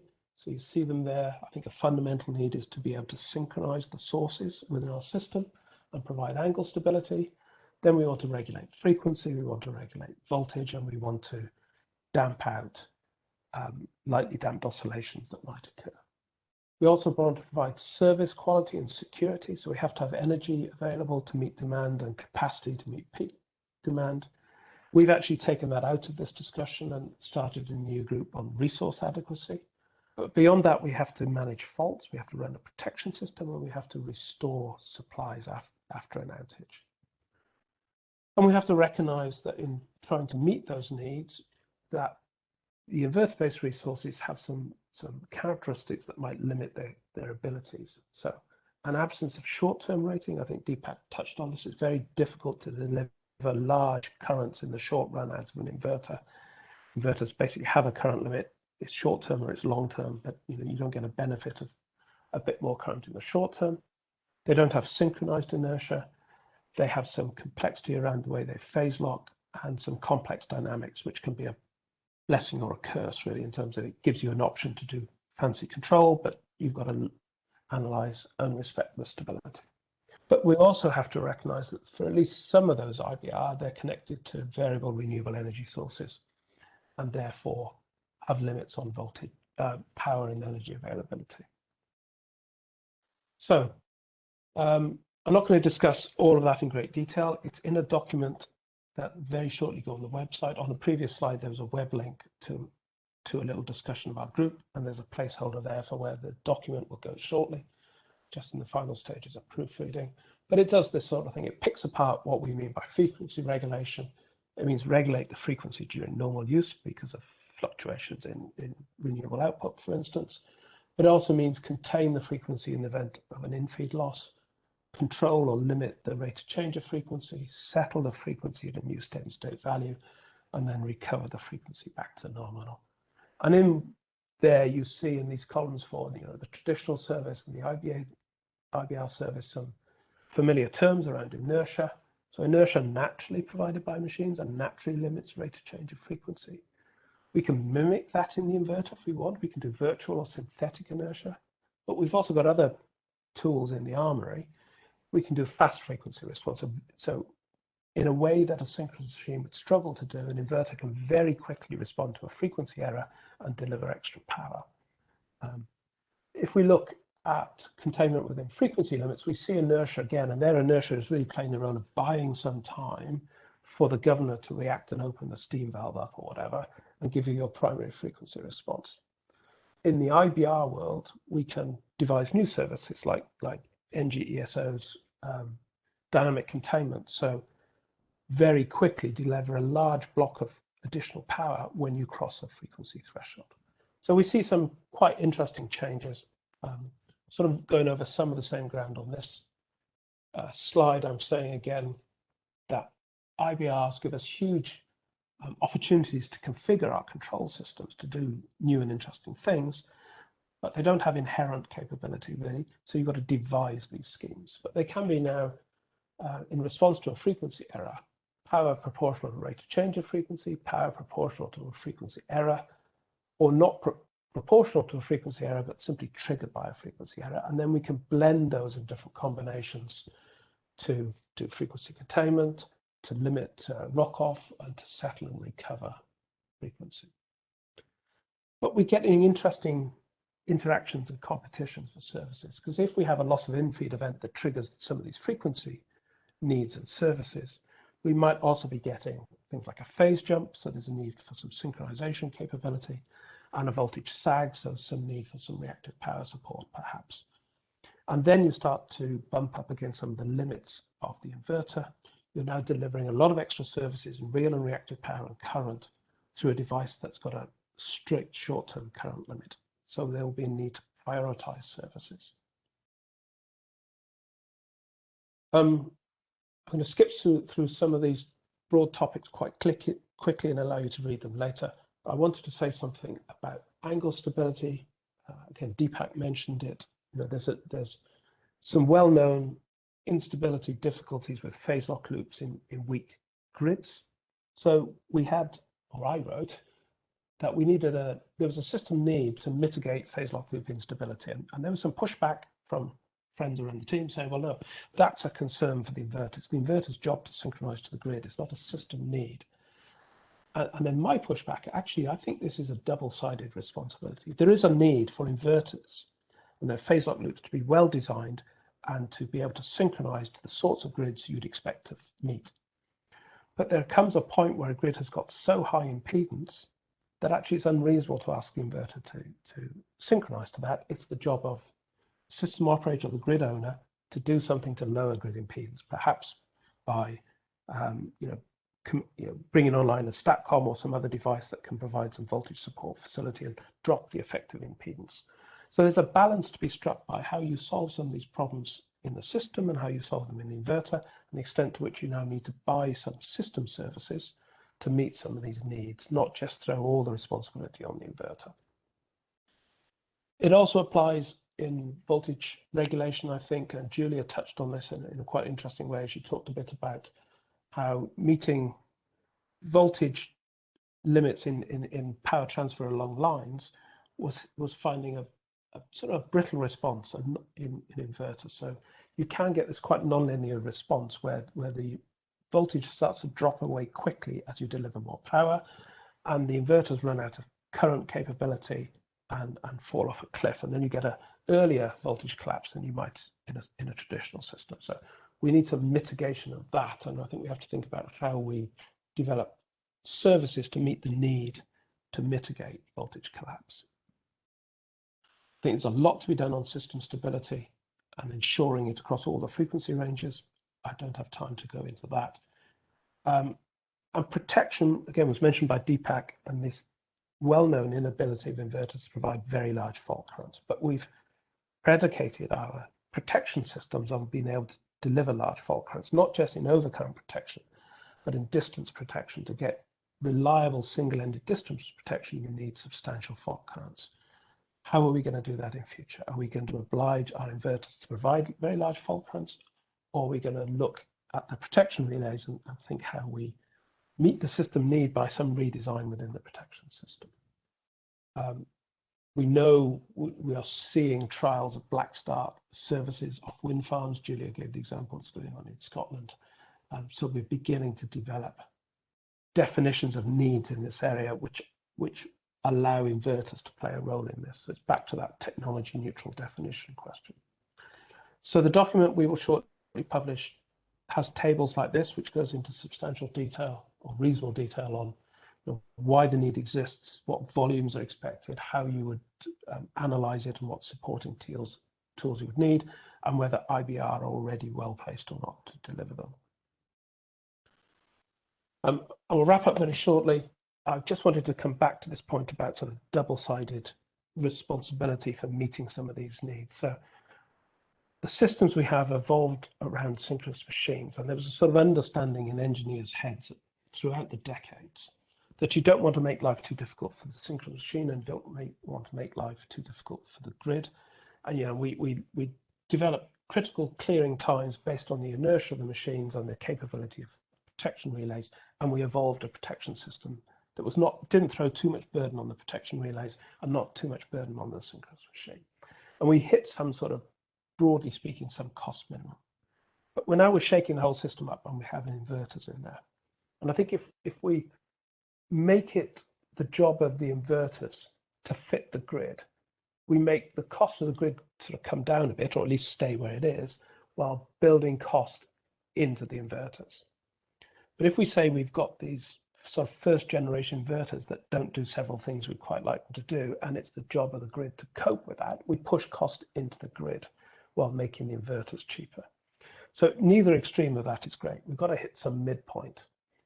And if we take this view, such as on protection, that we want to keep our existing protection system reliant on very high fault currents, and it's the job of an inverter to provide 5 or so per unit fault current, we will build cost into the resources of the system, if not the grid.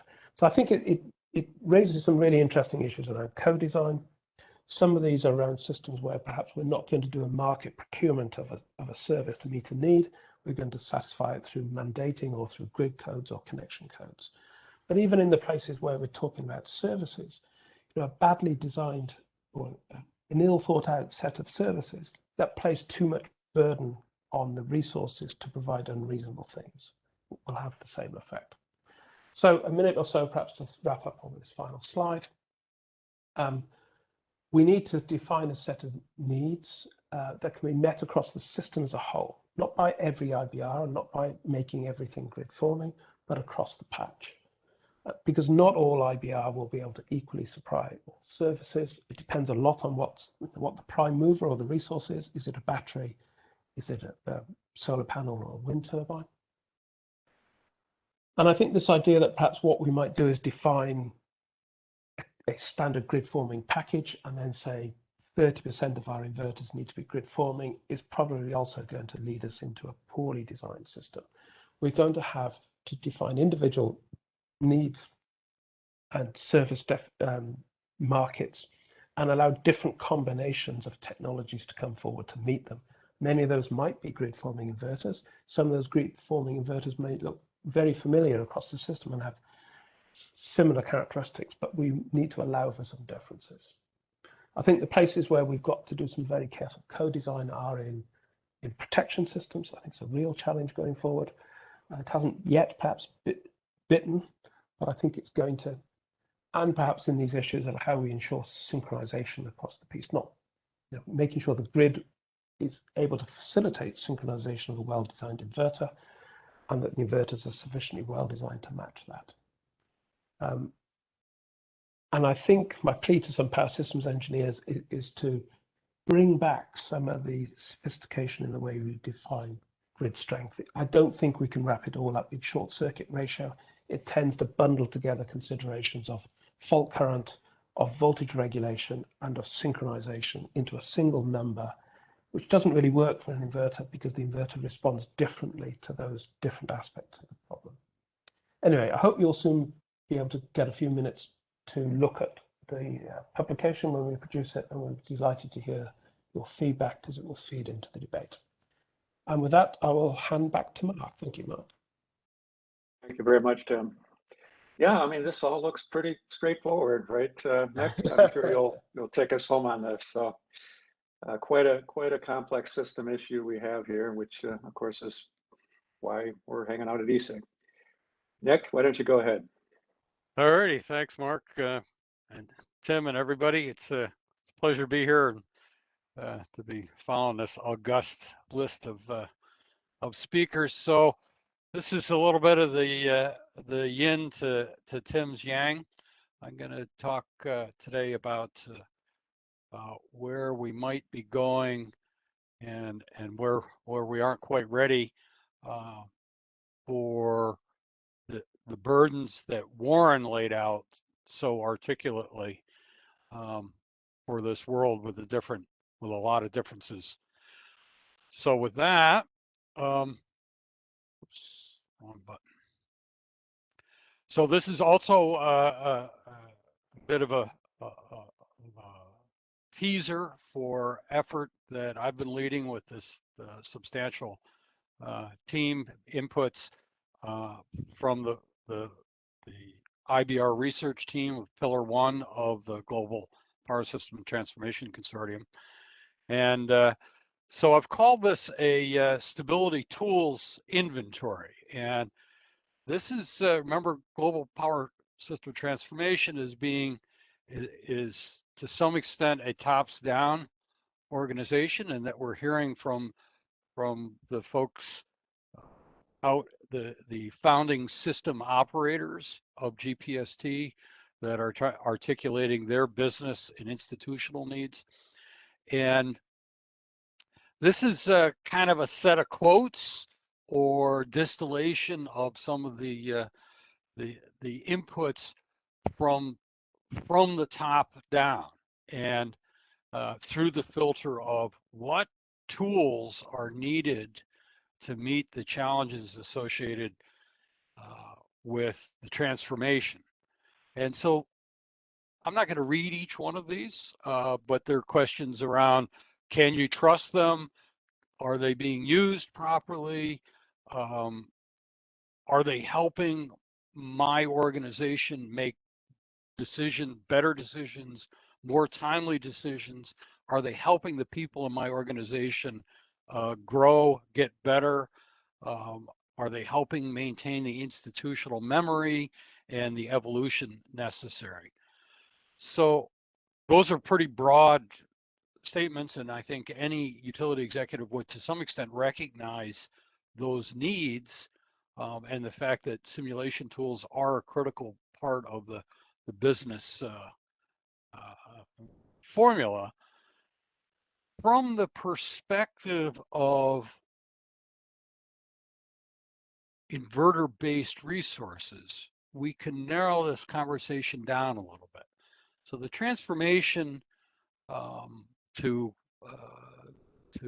weather-dependent, non-carbon-based resources covers a tremendous spectrum, right? And we're talking about a variety of services and resource adequacy and market design and all sorts of good stuff that many people on this call and in this community are working very hard on.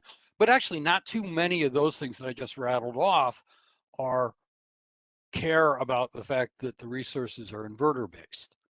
And we're looking here, I am forcing, and this team is forcing the conversation into the filtration of what's needed, what's different, what is centered around the reality that inverter-based resources are different from the synchronous resources they are tending to displace.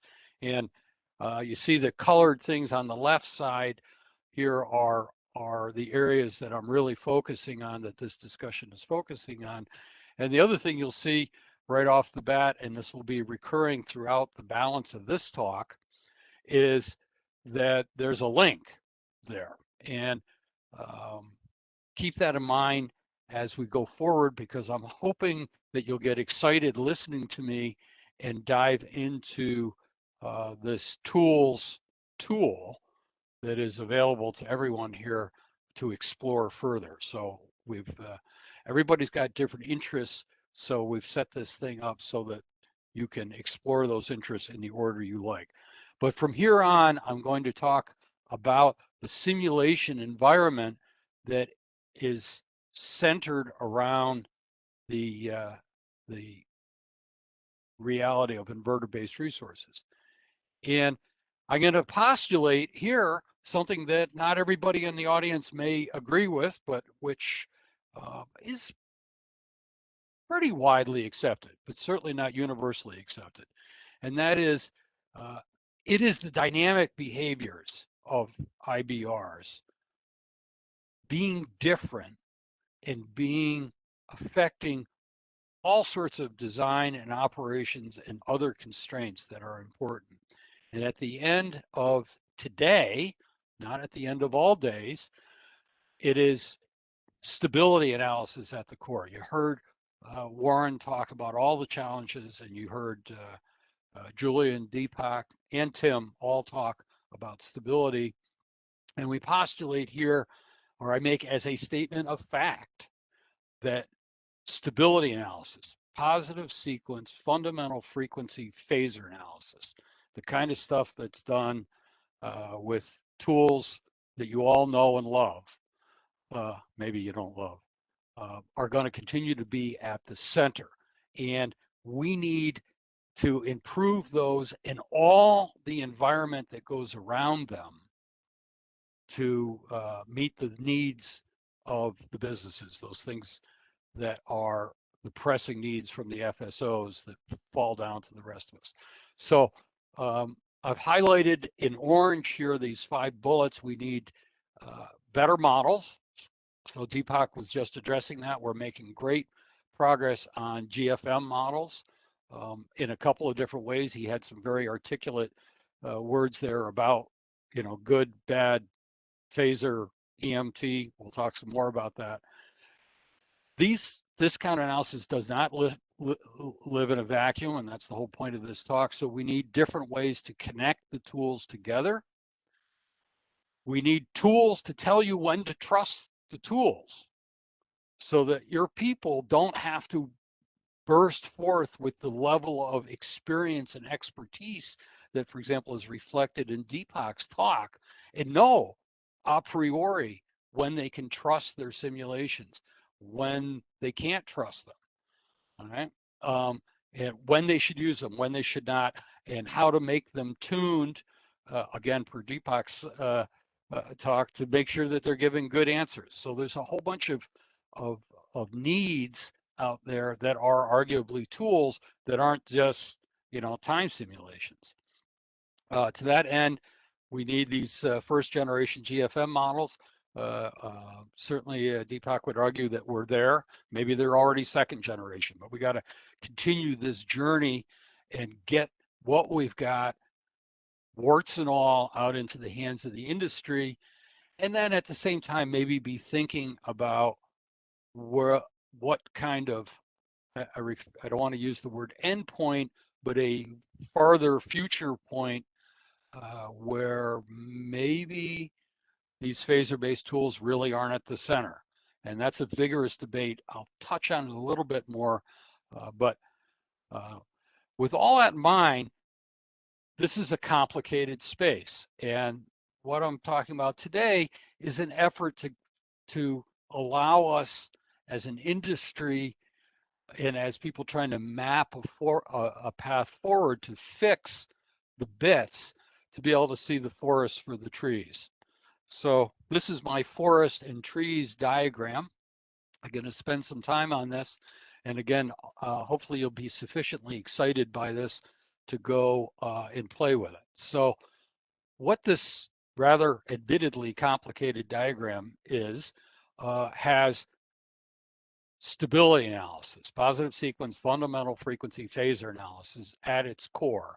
And in an orbit around it are a whole bunch of other tools that impact the use of that in some fashion.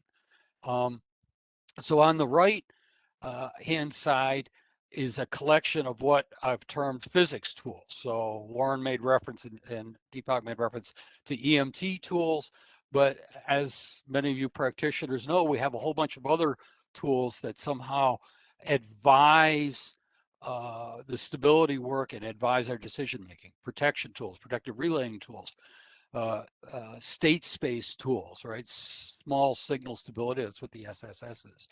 There's an emerging class of analytical tools coming out of the research community that's built on decades of experience that are using impedance techniques, ways to look at transfer functions to understand stability. Voltage stability tools.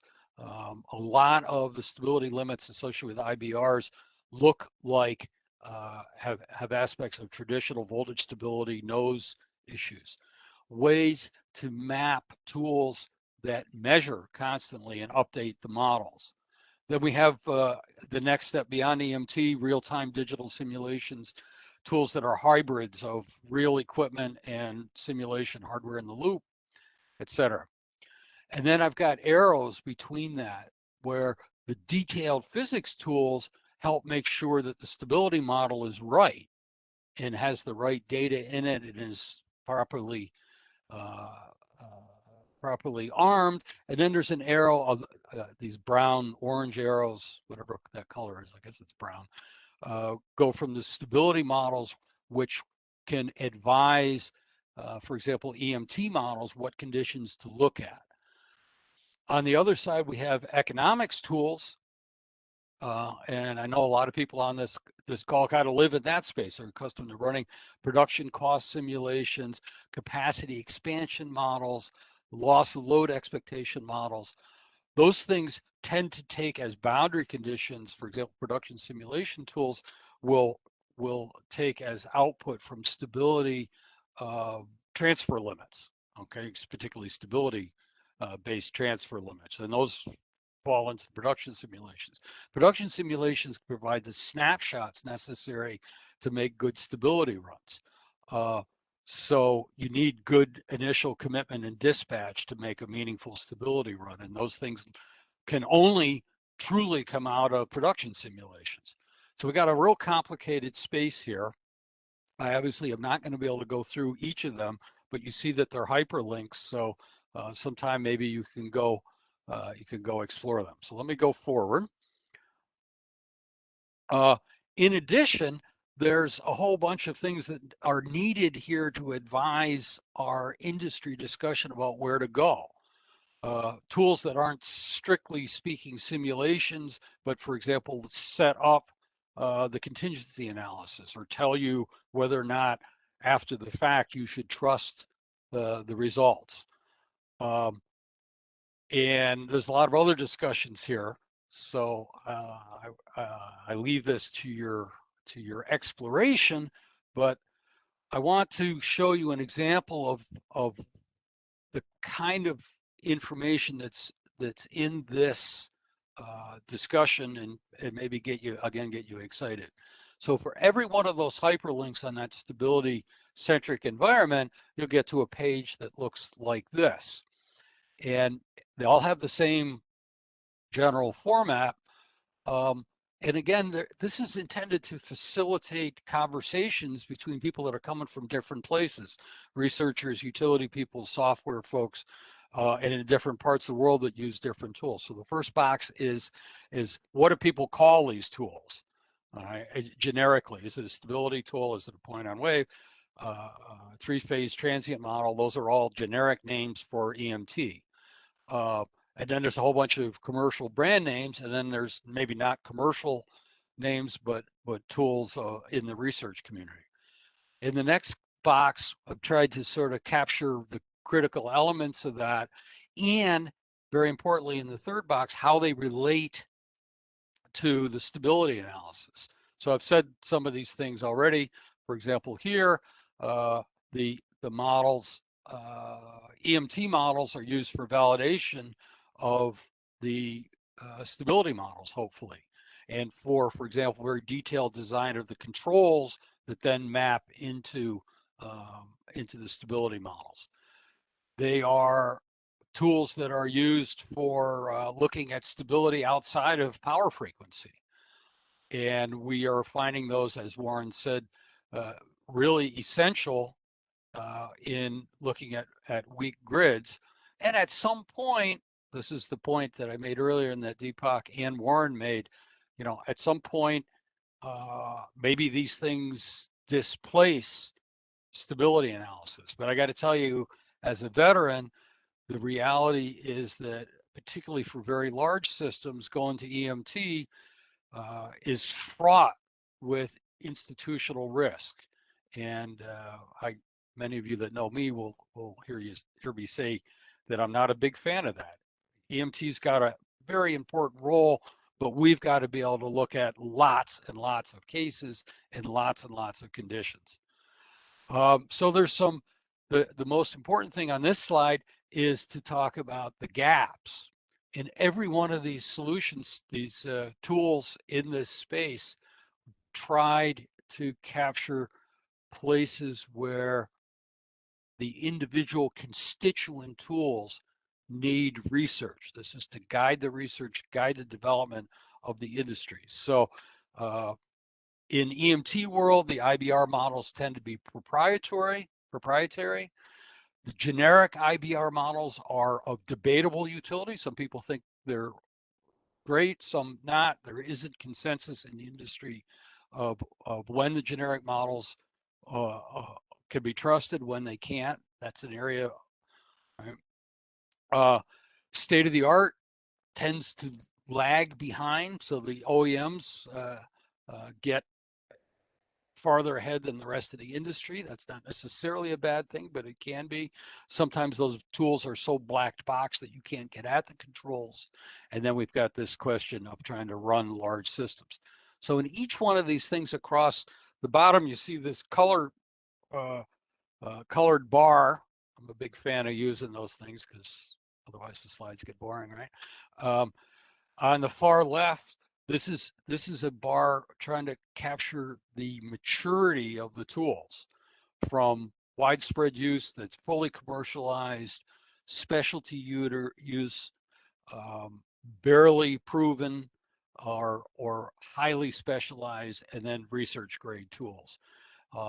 And those are fairly subjective. Would be interested to get feedback from the industry. So every one of these boxes has that kind of linkage. And then this is excuse me, these are the way the boxes talk about how the pieces fit together. And some people may find some of my words here a little bit exciting, but for example, at the moment, the industry does a relatively poor job of mapping from good production simulations to the stability world. Picking the cases, picking the hours, picking the 5-minute intervals that are most important for stability. We need to be able to go from the from the production simulations to stability tools with a lot less pain than we are having than today. And Arguably, we need to be able to go back from stability faster and easier to the economic tools. So there's a bunch of needs there that are simply slowing us down when we can't afford to be slowed down. So they become gaps that need attention. I'm almost done. So this last slide sort of talks about the stages, because I got an earful as we talk to the different stakeholders. There's a life cycle or a continuation cycle with tools that go from concept, proof of concept, where you start with a need, people experiment with algorithms and modeling tools, and that frequently is a research topic or something, and you come out and you say, hey, this looks promising, let's turn it into something that's on its scale, that maybe we could really show that the proof of concept works. We got a nice tool. We need something that can actually be used for real problems. And then notice I changed the color, because the step from we've got this laboratory tool, we've got this academic tool, we've got this specialty tool, to Warren's staff falls apart, and they get a tool that takes too much computer time, isn't adequately documented, can't run on a real utility IT system, and interferes with the commercial rhythms of the fact that there's companies out there that make their living selling software. That is a different business model than a researcher that declares victory when they've got an algorithm working. I don't have the fix for that, but it is a serious issue for the industry. And then even once you get a tool that's up and running and can model Texas successfully and run in an adequate length of time, is there somebody there to keep the tool alive, to keep it maintained, to answer the phone, to fix the bugs, and do a whole bunch of other stuff that is kind of somebody else's problem. Not earth shattering, but the old saw, the job ain't over till the paperwork's done. So moving forward, this space is complicated, right? There's tools, and there's tools for tools, and there's meta tools, and there's linkages between tools, and there's a industry. People on this call have different interests, but we all need to be able to talk and get this entire environment to work better. So the intent of this exercise is to try to start surfacing and articulating the places where we are not up to the task at hand, and think about how the pieces fit together. So with that, I'm going to leave you with the admonishment that if you found any of this exciting, to go to the GPST tools presentation and play with it and give me hell. That's what we're looking for. So with that, Mark.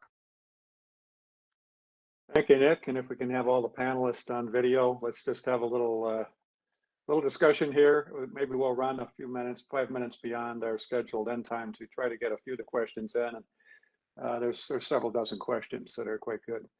But I look at this as somebody who often has to go into talk with some sort of decision maker out there and summarize in 2 sentences what you are saying here.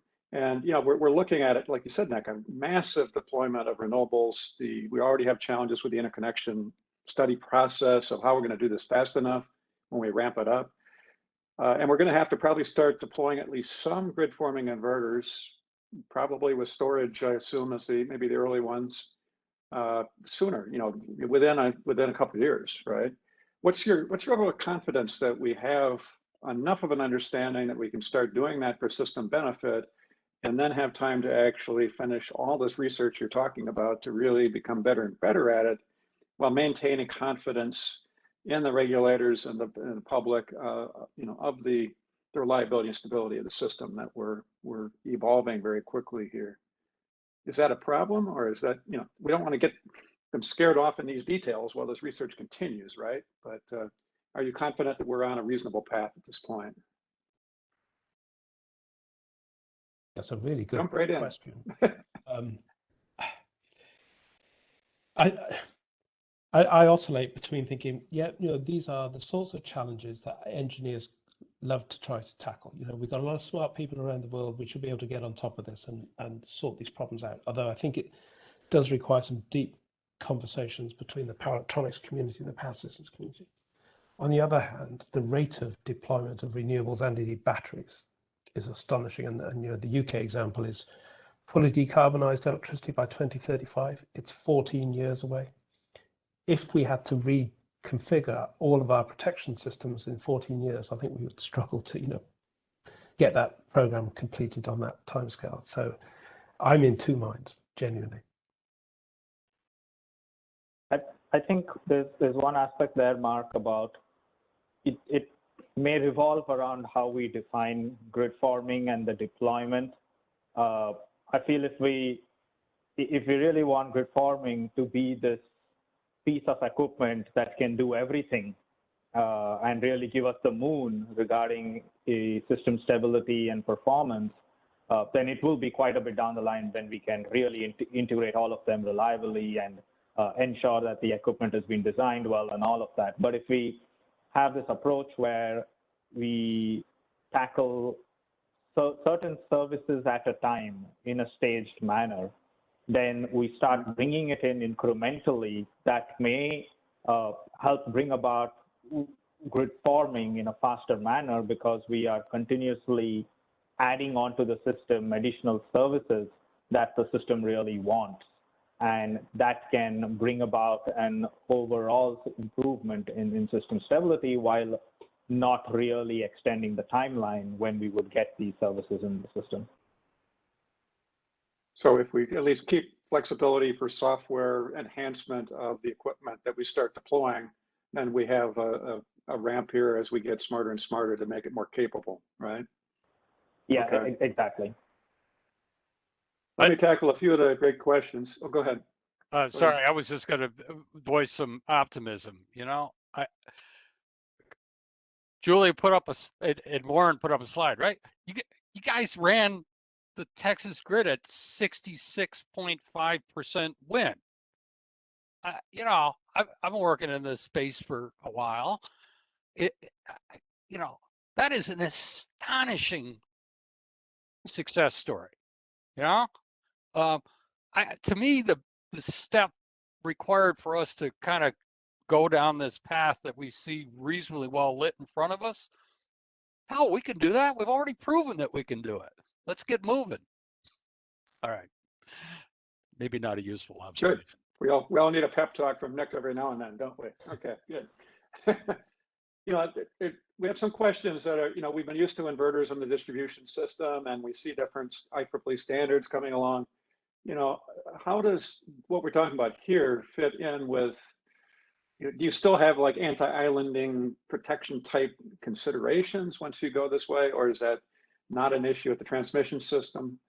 And similarly, what about P2800? Does that help take us or provide a pathway, or is that kind of separate? I can take a first crack at that. Okay. I think and the topic of anti-islanding is an interesting one, and I think Ben also had a response to Andrew's comment on that traditional anti-islanding is meant to signify that you break, in a way, break the system when the island forms, right? So that you don't have an energized grid and then it's safe for everyone. But it's kind of contradictory to the concept of what grid forming is. Grid forming will aim to form that island and keep it stable. So it becomes a question of then what do we want to happen in that scenario? And definitely personal safety and all of that has to take precedence. So we probably have to then maybe re-envision how we treat grid forming behavior in that situation. That probably in that situation, grid forming is not the correct behavior or is not the appropriate behavior we want. because we don't want that island to form if we don't know the island has formed.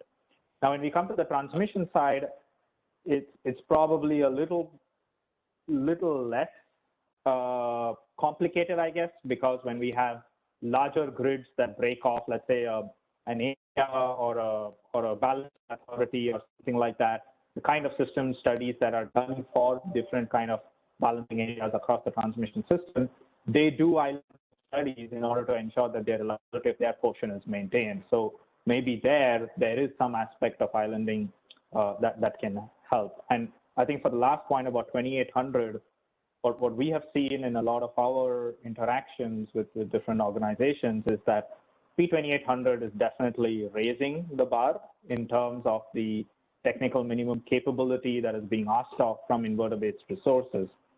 Whether it serves as a barrier or whether it allows for grid forming behavior to come in, that is still something that we are going to keep looking into. And it's actually one of the aspects of the consortium that I mentioned, that we have a task there to identify, is there any barrier limitations and what other additions need to be made in order to probably bring in grid forming behavior in those kind of standards. Thank you, Deepak.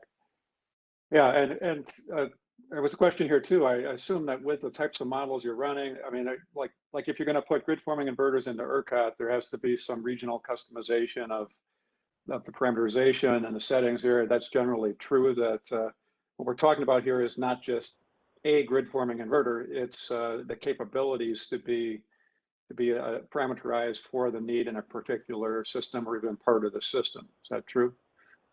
Exactly. I mean, we would like to have one set of parameters probably that can go in any system around the world, but we know that's not. It's not viable. It's not possible because the systems inherently have different characteristics. Like something connecting in Texas may be different than something connecting in California, may be different than a wind plant connecting in Ireland, because the nature of the system, the type of the load, the type of contingencies and everything are different. So site-specific parameterization, area-specific parameterization is very important to be kept in mind, because that is what dictates how that resource will operate in that particular system. That's an interesting balance, though, isn't it, between trying to converge around a standard set of services and parameters versus customization. I think, in the history of grids, synchronous machines converge to the point where we have a small number of standard governor models and exciter models and damper windings. We understand what that thing is. Whereas inverters, there's huge variety at the moment as manufacturers innovate. One imagines it will start to converge around a few standard solutions, but then they will, as you say rightly, Deepak, you would select different parameters or response rates or washout filters for various functions in order to suit whether you're on a long stringy grid or a highly meshed high density grid and so forth. Number you brought up the fact that we're going to have ongoing innovation. You talk about a standard set, and we talk about actual official like NERC type standards here in the U.S. and all that, and P2800. I mean, these things can get in the way if they're not done thoughtfully of where we really have to go in the longer run too, right? So how do you balance that against the pressure to have near-term standards, that are judged to be important for reliability in the near term, right? Yeah. Interesting problems. A couple of questions standards, about, isn't it? Sorry, carry on. No, go ahead. Sorry, just got a few minutes here. We'll just run a couple more minutes and we'll close up. Maybe this is the last one. There's some talk about harmonics and oscillations, and maybe could be caused, as you show, by the inverter-based resources, but could also be certainly detected and damped by by the inverters themselves, right? I mean, is that a big part of what you're talking about here with this modeling, with these inverter standards, the inverter specifications? Yeah, definitely. Sorry, Tim, I saw that you were coming to answer. Definitely, these resources can be the initiator of some kind of issue that tremendous flexibility, this tremendous capability that we can leverage, that they could also be the mitigator of any issues that come up. But it's about understanding for any particular event, for any particular kind of issue that comes up, who would be the initiator, who would be the mitigator. That, in a way, is open research, I feel, to really try to drill down as to who is the cause and who's going to be the solution. But there's definitely capabilities that we can leverage in order to bring about more solutions. Great. Final lightning comment from all or any of you before I close? Anything more you wanted to add? Go on, Julia, we haven't heard from you. Yeah, I was just Uncharacteristically for quiet. you to solve all the problems. But I think too, maybe about that question about standards, I think we maybe to a small extent we've been through this with fault right-through requirements, with with dynamic reactive current requirements. So it will be, it will come from a system need, from what Tim was talking about, and will define what is needed and what is technical specification for what we need, and then equipment will be designed and they will converge to a couple of solutions, and then there will be a standard that says, well, all of these devices have to behave a certain way, like P2800 does today for grid following inverters. Right. So Well kind of said. standard And, has to follow the first come services, then come some solutions, and then it will converge, and then the standard will be developed. I feel like that's the order, but. Thank you. Well, if ever there was a problem that really calls out the need for things like ESIG and GPST, I mean, this is it. And having great people like you and many others that are working on this at a number of different places in a very, I think, well coordinated way, given the complexity of this and the urgency of it. So thank you for all you do. I want to just wrap this up, and the other questions that we didn't get to, which are many, we'll try to get answers out to you and distribute those to you as well if you're registered for the webinar today. And we'll also get an email out with the recording and the slides for you as well. I hope you can join us for other sessions in this online workshop. The next session is the resource adequacy and storage session on Thursday.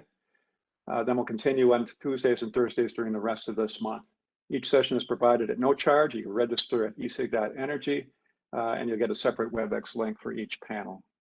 Also remember that our online workshops and monthly webinars are free and open to everyone, so please be sure you're registered for those at esig.energy and send an email to info@esig.energy if you're not on our newsletter. We also post past videos and presentations, so they're available as resources to you at our website at esig.energy. As well as some really great blogs from leading energy experts that you want to check out when you're up there as well. So we look forward to seeing you again in the near future. In the meantime, take care, stay safe, and thank you all for participating and being involved with this great session today.